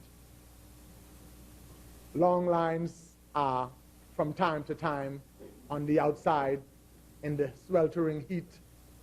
We must make some provisions for shade now that we are in the summer months. The lack of relevant support structure has also been a challenge to the rollout of the project and the daily management of the department. It is essential that this aspect is addressed as expeditiously as possible in order to provide for the department's success now and in the future. Mr. Speaker, I now turn to the Port Department. It can be readily appreciated that ports and harbors are the lifeblood of our commerce and our economy. We do not have any other viable means of moving freight and goods across the Bahamas. and I'm committed to a well-functioning port department. Activities for the past fiscal year.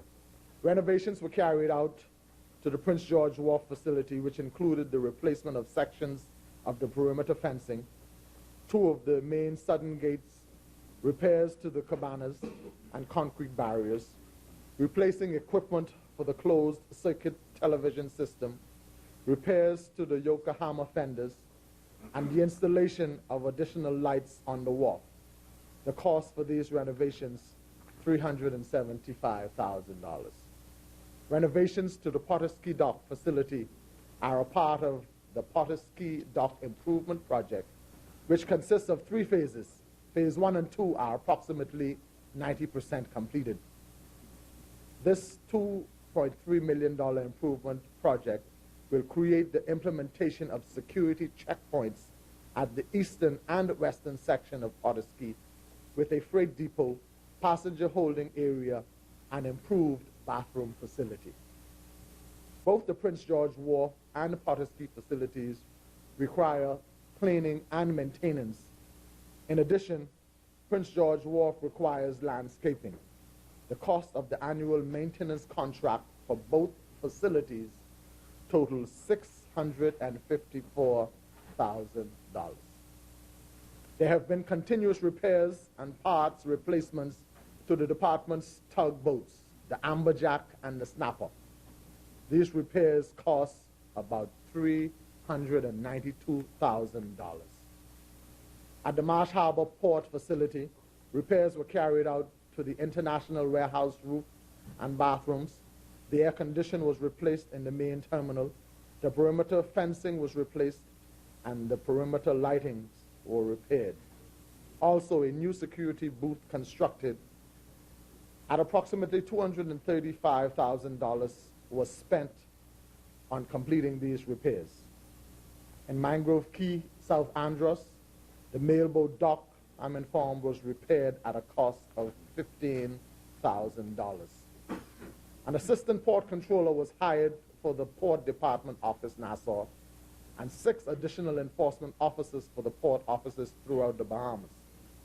The department purchased 2 jet skis and made extensive repairs to the patrol boat, which included the purchase of 2 new engines at a cost of $140,000. Reforms underway. Consideration may be given to the establishment of a port authority with a view to minimizing the cost of port operations for the central government and improving port efficiency. The Port Department has both a mandate to collect revenue and a mandate to manage revenue-generating facilities. These functions require a business approach to offer premium products and services to Bahamian citizens and visitors alike. The autonomy of an authority will allow for funding for growth and development to be allocated in a timely manner. Additionally, the amendment of regulations will be paramount to the success of the local maritime industry, which the Port Department participates in and regulates. Repairs to 5 navigational lights in the Great Bahama Bank. The Bahamas is an important shipping lane and destination for maritime traffic. Thousands of international ships use these waters as a major shipping lane between Europe, North and South America, while thousands more traverse the Bahamas for pleasure, fishing, and sailing.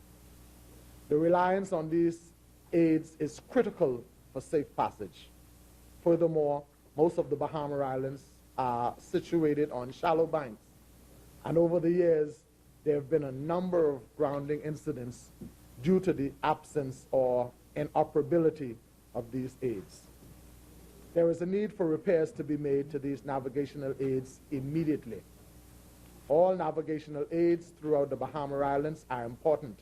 However, 5 lights on the Great Bahama Banks are critical and must be addressed. These lights have been purchased, and the process for having them installed have commenced at a cost of $498,000. A cosmetic maintenance and repairs to Prince George Dock. The Prince George Dock facility requires significant maintenance and repairs. The major cruise lines are concerned about a number of issues, including the current physical condition, which have resulted in passenger injuries. In this regard, the entire facility required dock repairs and resurfacing. Also, the Port Administration building and the Nassau Harbor Control Tower are in need of significant repairs. These repairs have an estimate cost of $4 million. Cruise ship passengers from the most northern pier of Prince George Wharf have a significant walk to get to downtown. There is no restroom facility dedicated to passengers, and this has been a complaint for many passengers. Consequently, a restroom facility is needed on the middle pier at Prince George Dock. The estimated cost of construction is approximately $40,000. Completion of the Pardusky redevelopment project. The Pardusky Dock project is ongoing and nearing the completion of phase 1, which is the creation of the southeast parking lot, enhanced landscaping, boardwalk, aluminum railings, and additional lighting. When phase 2 commences, it will focus on the installation of concrete barriers, curbing, sidewalks, asphalt paving, construction of a generator house, generator installation, security booths, and landscaping. Adequate lighting and additional CCTV surveillance is also required at the Prince George Wharf, Pardusky, and Marsh Harbor facilities. Solar-powered lighting is proposed for each facility to assist with the reduction of the Port Department's carbon footprint and lighting maintenance costs. Surveillance cameras systems are necessary for assisting with the security and safety of these facilities. These necessary components are estimated to cost $340,000. Upgrade to the Dock Master's office. Plans are underway to complete roofing and structural repairs to the Dock Master's office and to 2 surrounding buildings on the compound due to damages sustained from Hurricane Matthew. The estimated cost for these repairs is approximately $1 million. Once these repairs have been completed, Bahamas Customs and Immigration and the boat registration section of the Port Department will be accommodated at Pardusky Dock, allowing for additional administrative space for the management of Prince George Wharf, the further development of port offices in the Family Islands. The port areas in the Family Islands can no longer be ignored, and they are equally as important as New Providence, Abaco, or Grand Bahama. The maritime industry in the Bahamas has grown and continues to grow, but the Port Department has not kept pace with this changing environment. Although there has been growth in maritime activities in all the Family Islands, the mainstream revenue areas are Eleuthera, San Salvador, Long Island, Cat Island, Exuma, Bimini, and the Berry Islands. These islands accommodate a great number of private and commercial docks and foreign charter boats, and because of their development, there are a number of foreign cargo ships plying their shores weekly. Docks are being built without proper authorization, and there are local boats that were never registered. The Port Authorities Act, Chapter 269, was established to provide for the constitution and appointment of port authorities for New Providence and the Family Islands. It was established so that various ports and harbors of the Bahamas therein may be better regulated and controlled.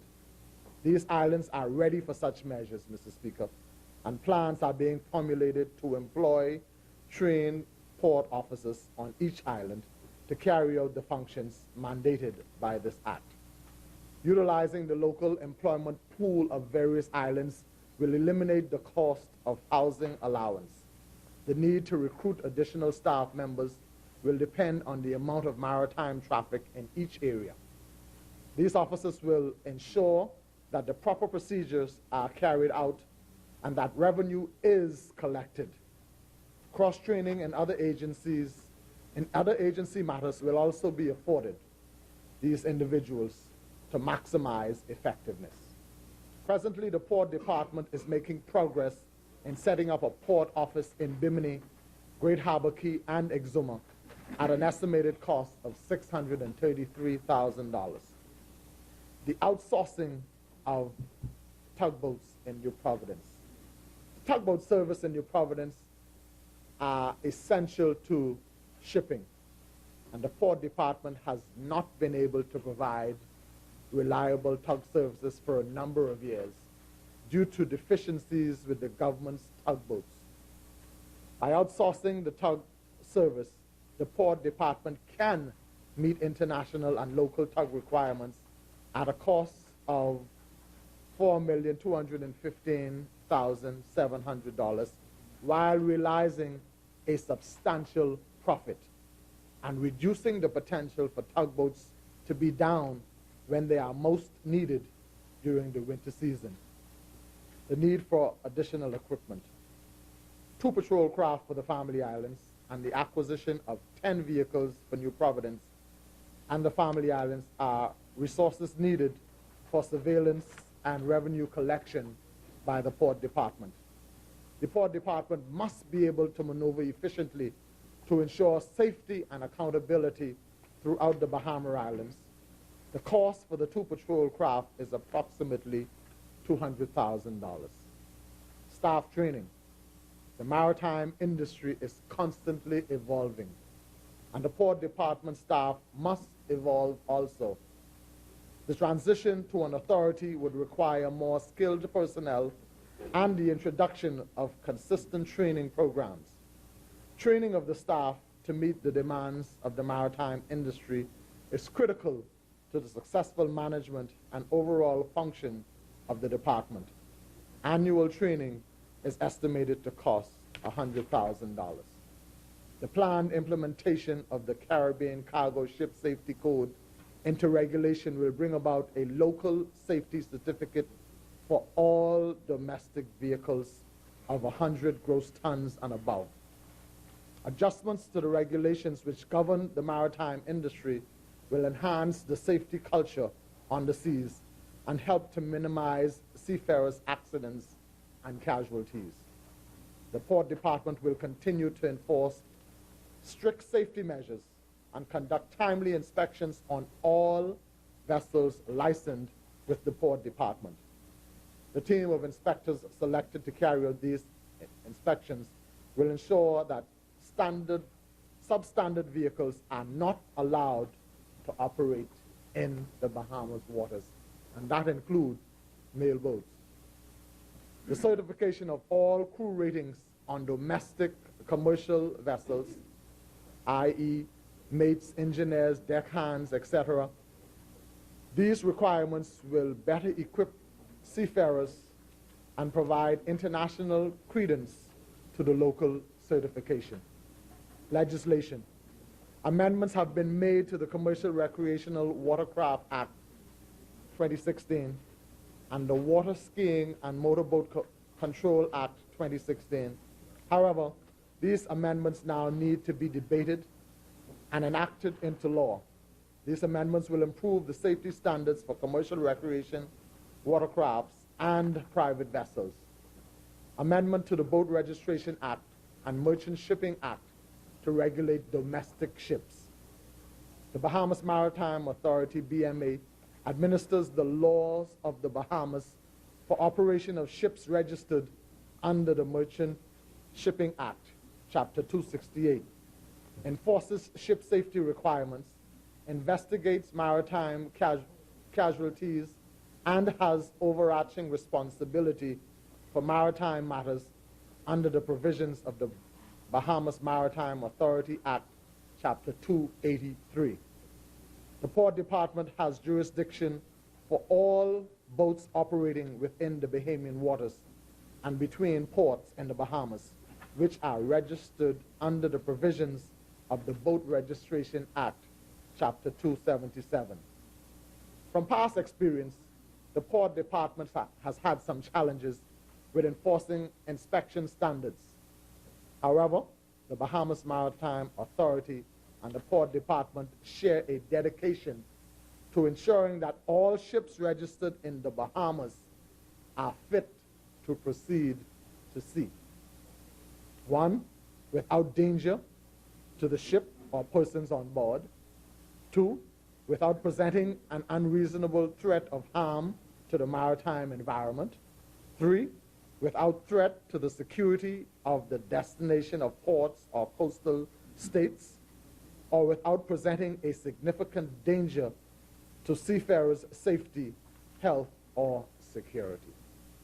Therefore, to better regulate our domestic fleet, a memorandum of understanding will be executed between the Bahamas Maritime Authority and the Port Department. The aim is to ensure effective cooperation between the two authorities to ensure that all ships operating in Bahamian waters comply with minimum safety standards in accordance with Bahamian and international laws. Foreign yacht charters. The Port Department is pleased to note that the continued growth of the foreign yacht charters industry in the Bahamas, and will continue its efforts to ensure that the regulations governing these foreign vessels are being enforced, and it will make certain that all revenue belonging to the government is collected. Yeah.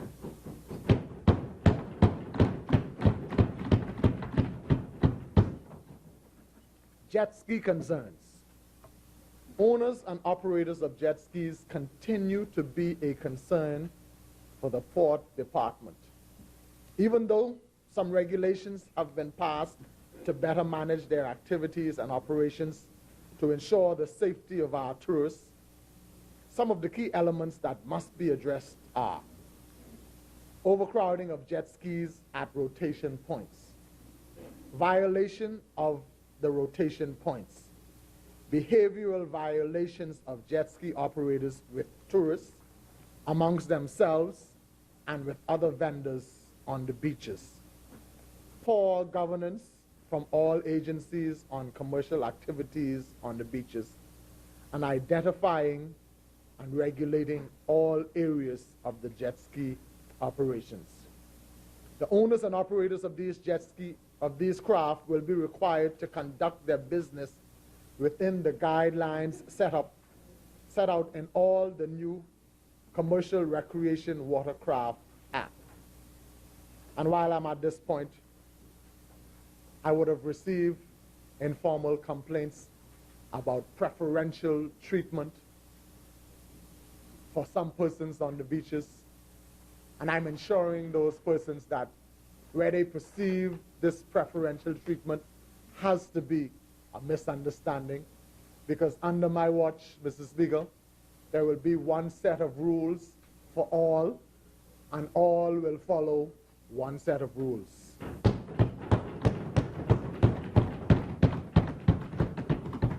Maritime security. The implementation of the International Ship and Port Facility Security Code, ISPS, has significantly improved the security standards of all designated port facilities in the Bahamas. Presently, the Bahamas has 23 ISPS designated port facilities, 2 of which are government-operated port facilities, the Prince George Wharf Port Facility and the Marsh Harbor Abaco Port Facility. However, it is expected in the near future that 3 other government-operated facilities will become ISPS compliant, namely Exuma, Bimini, and Eleuthera port facilities, respectively. In an effort to strengthen the authority of our port security policies, the Bahamas has recently enacted the Ship and Port Facility Security Regulations 2016. These regulations allow for the levying of fines and punishments against the designated port facilities that are not compliant with the requirements of the ISPS code since its implementation. There has been an identifiable improvement in the security posture of port facilities within the Bahamas, both private and public. A most recent international port security assessment highlighted the significant improvements made with respect to port security efforts in the Bahamas. And in this regard, the Port Department intends to continue that positive vein. Currently, all designated port facilities in the Bahamas have been issued a statement of compliance, verifying that they are compliant with the requirements of the ISPS code. Expenditure control and revenue enhancement initiatives. The port is considering the following for the upcoming fiscal period: increasing the rates of water and wharfage.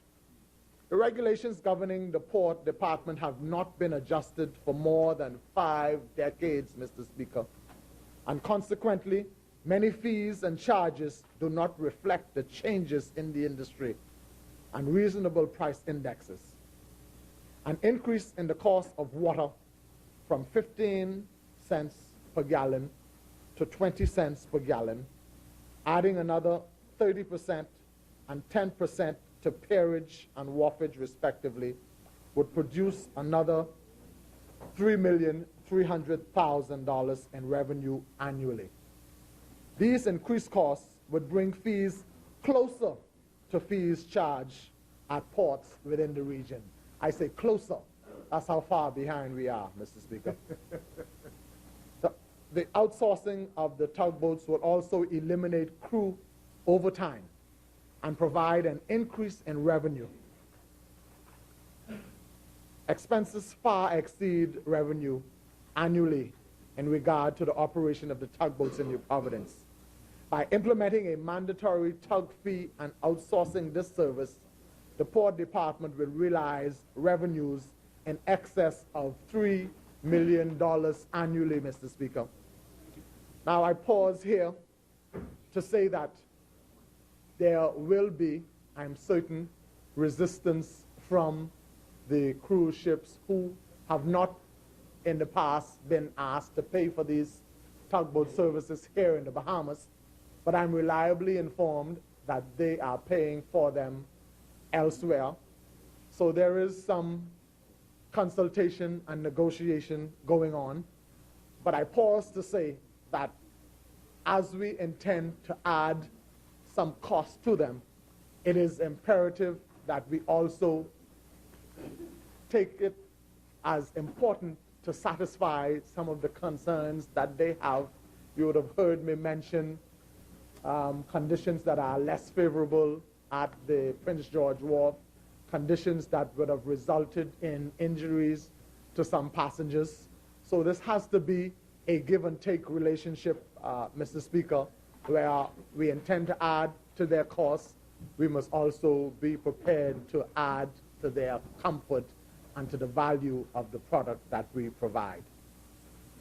The policing of gated communities and docks and private islands via port patrol vessels would produce an increase in revenue collection throughout New Providence and the Family Islands.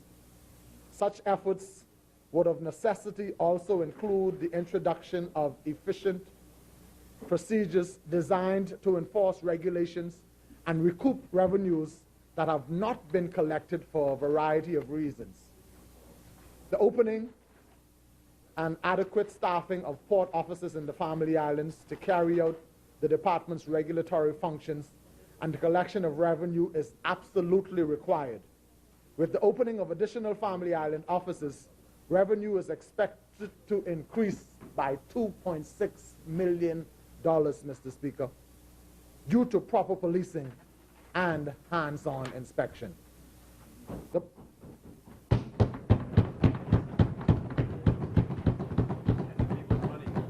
The port will also realize an increase in its income by providing advertising opportunities at Prince George Dock.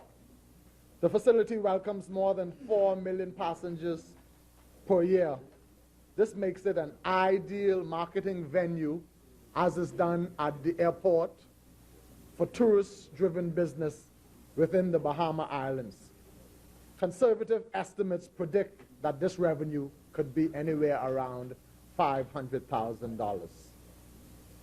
The regulation of garbage reception on Prince George Wharf and other facilities will increase revenues, allow for the proper screening of these items, improve the ambience of the dock, and minimize the opportunities for accidents to occur. The expected revenue to be earned from this initiative is about $200,000. And Mr. Speaker, this regulation speaks to another issue. We would have heard of incidents at the Bahamas, at the New Providence landfill, about the uncertainty of what ends up there in terms of what may or may not be hazardous. These regulations would put us in a position to know what is being taken off those ships and sent to the landfill. Additional income can be acquired through storage charges for containers stored at Potterski Dock. Presently, containers are stored at no charge, and if you look around, they take up all the valuable operating space. The estimated revenue for increased storage is about $200,000. Mr. Speaker, while on the general topic of ports and maritimes, I need to speak briefly about the inter-island mailboat services. As we all know, this is the lifeblood that keeps many of our family island communities linked to Nassau. Sadly, we have not given this particular activity the concern that it should have. And there is much work to be done in this area over the years and months ahead.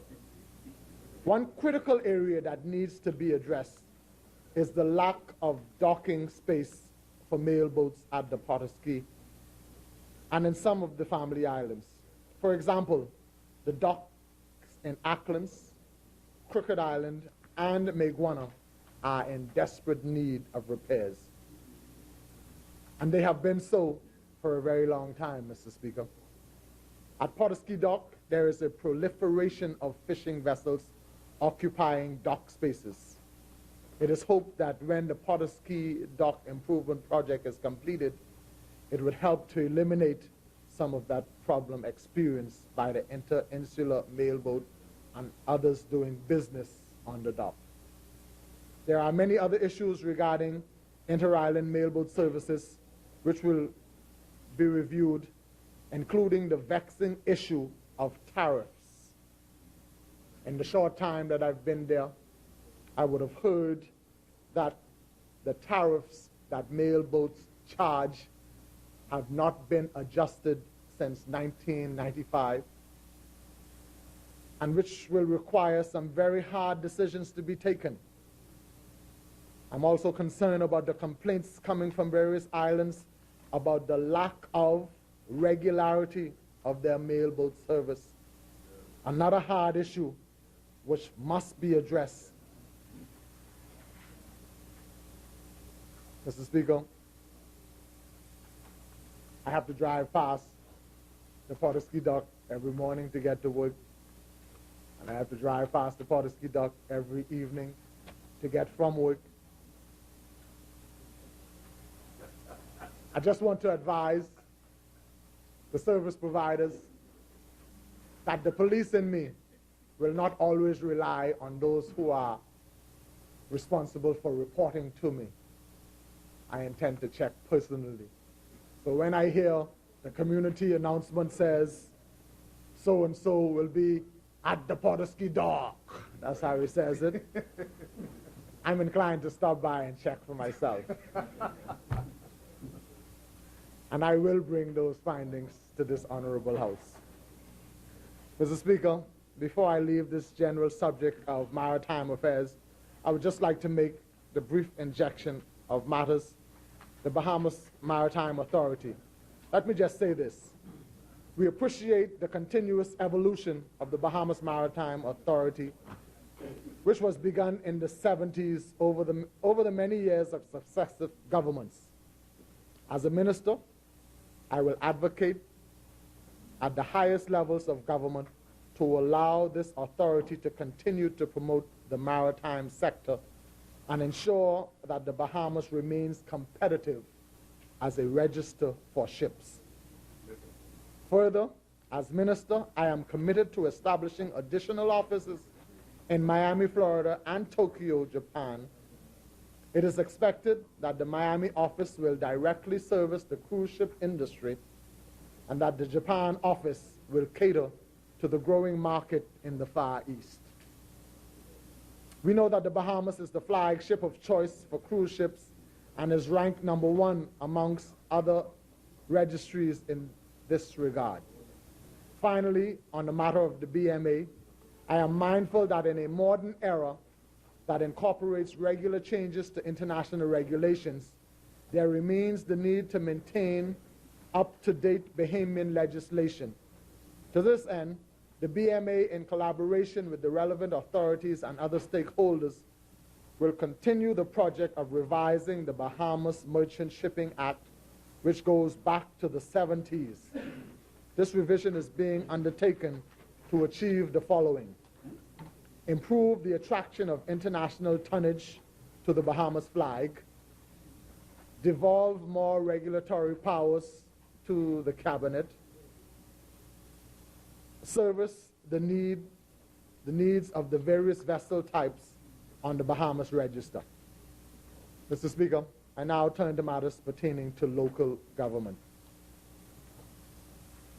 And I want to preface my remarks to matters pertaining to local government with the fact that I've had the privilege to serve as a police officer on the Family Islands.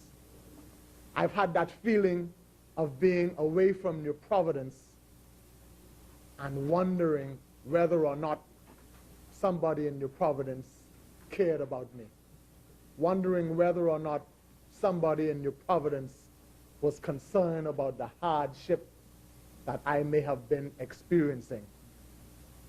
And I wasn't sure during that period why I had to suffer and endure those hardships. But I realized standing here that that was in preparation for me to be better able to empathize with the people of the Family Islands.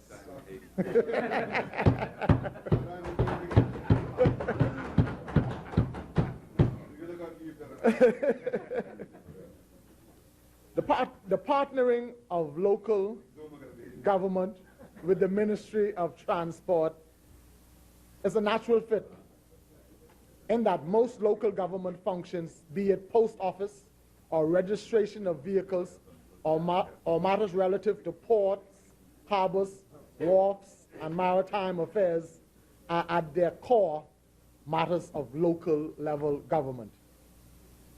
At the core, local government is about bringing democracy closer to the people. It is about giving people a sense of ownership in determining and establishing the path of growth and opportunity in their own communities. The decentralization of certain aspects of government is a natural progression for any forward-thinking nation. We hope to improve the manner in which local level officials conduct the administration of their districts in conjunction with local councils, and this will be a strong emphasis of my tenure as minister. Over the next few months, it is my intention to visit each and every local government district, to sit with local councils and hear their concerns. Mr. Speaker, the Department of Local Government comprises of some 33 districts and is managed by an overall staff contingent of about 411 persons. The department has been granted let me make sure I got the figure right, $23,638,760 as its annual budget for the fiscal period 2017-2018. Mr. Speaker, lack of involvement in local government process speaks loudly to the need of encouraging citizens, and especially young people, to become active participants in this very important aspect of our thriving democracy. And a perfect example of this is that we would have recently had nominations for the upcoming local government elections, which is scheduled to be held on the 22nd of this month. And I believe, based on reports reaching me, that at least 4 or 5 districts have not nominated the minimum persons required to fill those slots. I'm advised that I would have the power to fill those slots. Am I correct, my predecessor? Oh, you had aviation. All right, okay. Thanks. Okay, the leader,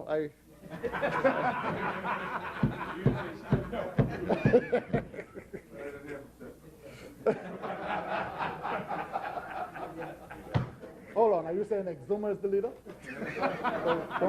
don't mislead me. Okay, all right. The new brand. Therefore, youth involvement in local government is vital.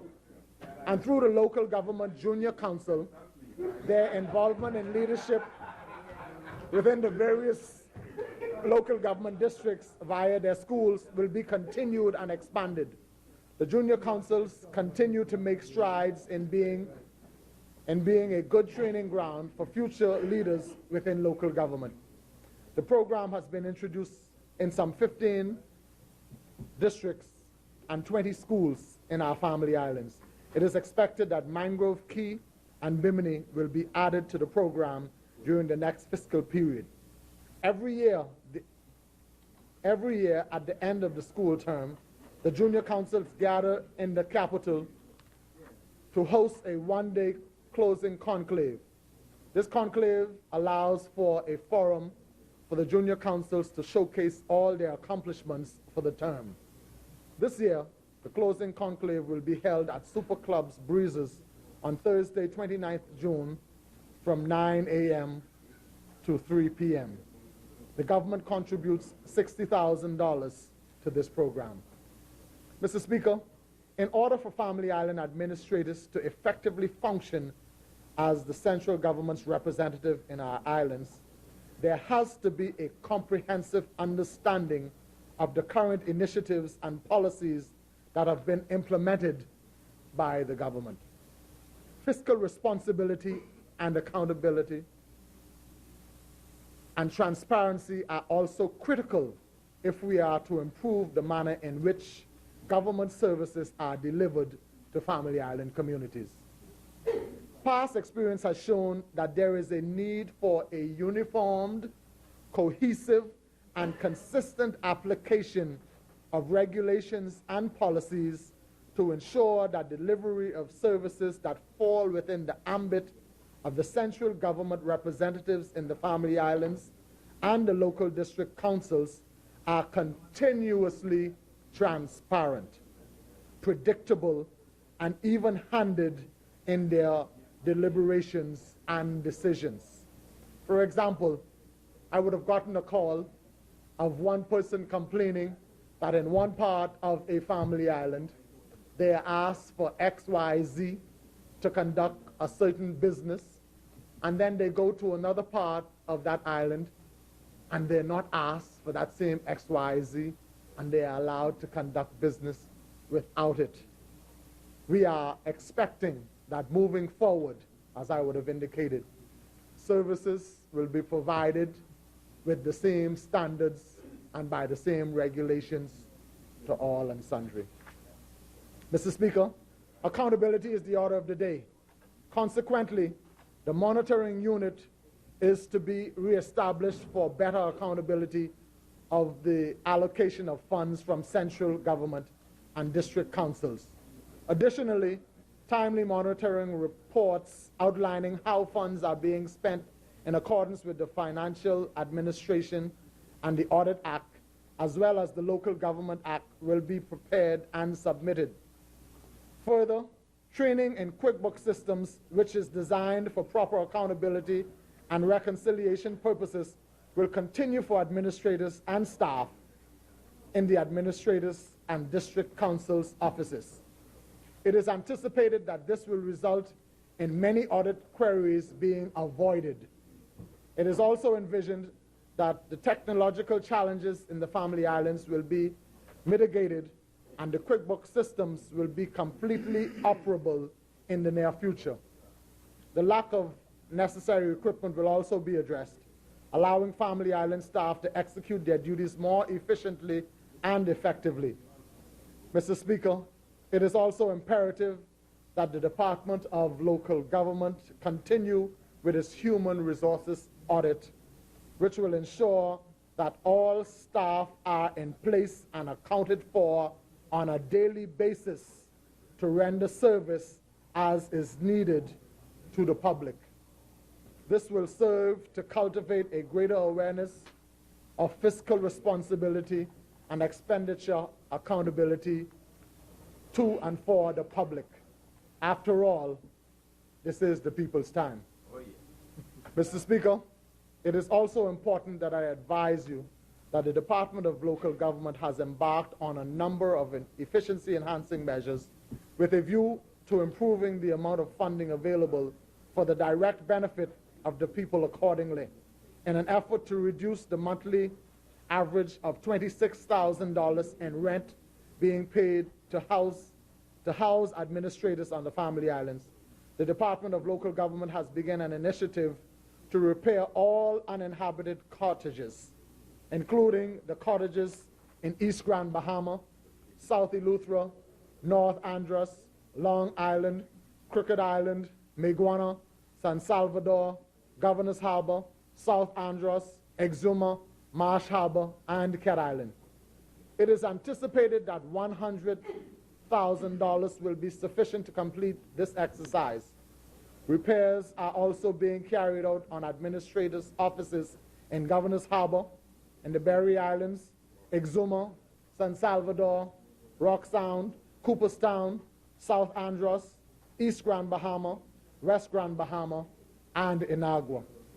Mr. Speaker, another important initiative is the training needs analysis presently being conducted by the department's training unit in the Family Island offices.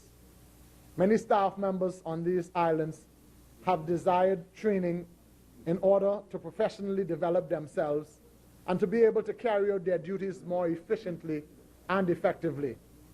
As a result, training models have been designed and in the near future will be executed on these islands. This initiative is budgeted at $25,000. Mr. Speaker, in 2016, during the passage of Hurricane Matthew, the Administrator's Office in San Salvador, West End and 8 Mile Rock, Grand Bahama was severely impacted. As a result, administrators were forced to relocate to other premises in order to carry out their daily functions. The National Emergency Management Agency, NEMA, is presently completing repairs and renovations to these and other public buildings that were damaged during the hurricane. There also has been damage and destruction to many homes throughout the entire island of Grand Bahama and North Andros. I am aware that the government is moving with haste to restore these homes. Mr. Speaker, many persons will be aware that local government elections are scheduled to be held on the Family Islands on the 22nd of June. In this regard, nominations were held on the 7th of June in all 33 local government districts throughout the Bahamas, and the required numbers of persons did not nominate as I indicated earlier. Subsequent to the elections, a leadership training seminar to include all Family Island administrators and newly elected chief councilors and deputies will be held. Sessions are usually interactive and focus on transforming the local district council into a venue for the promotion and advancement of sustainable economic activities and cultural progress in the various Family Islands. Mr. Speaker, in 2015, the local government department felt the need to increase the cadre of administrators, and that was done.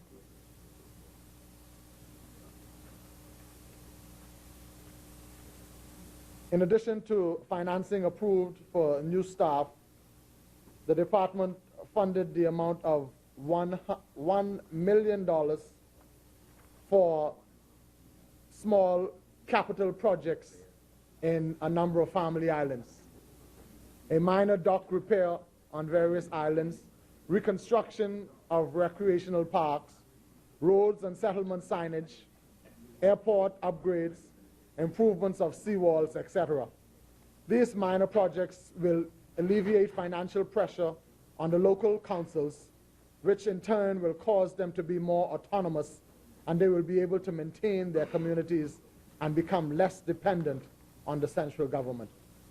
As stated in our manifesto, my government believes that the deepening of our democracy requires the implementation of local government in New Providence, so that our citizens in the capital city can likewise participate in the governance of their communities. Hence, my ministry will establish a committee to determine the means by which local government will be implemented in New Providence. This committee will be regional and international, will review regional and international models and ascertain a right fit for local governance in New Providence. The committee will also review the strengths and weaknesses of the local government as it exists in our family islands to ensure that when it is introduced in New Providence, all the kinks would have already been worked out. We are grateful that $100,000 for the $100,000 which will be used to initiate research for the implementation of local government in New Providence. It can be seen, Mr. Speaker, that the Department of Local Government will have a very active 2017-2018 budgetary period. Mr. Speaker, I now turn to the Postal Services, which falls under the Post Office Department.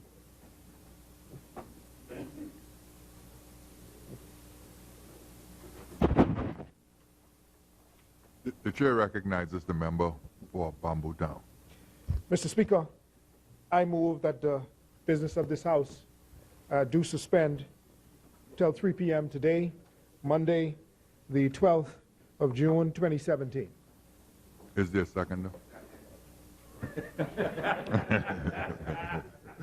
It has been moved and seconded that the business of the House do suspend to 3 p.m.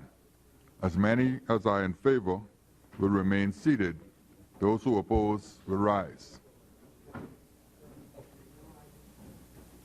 The business of the House stands suspended until 3 p.m.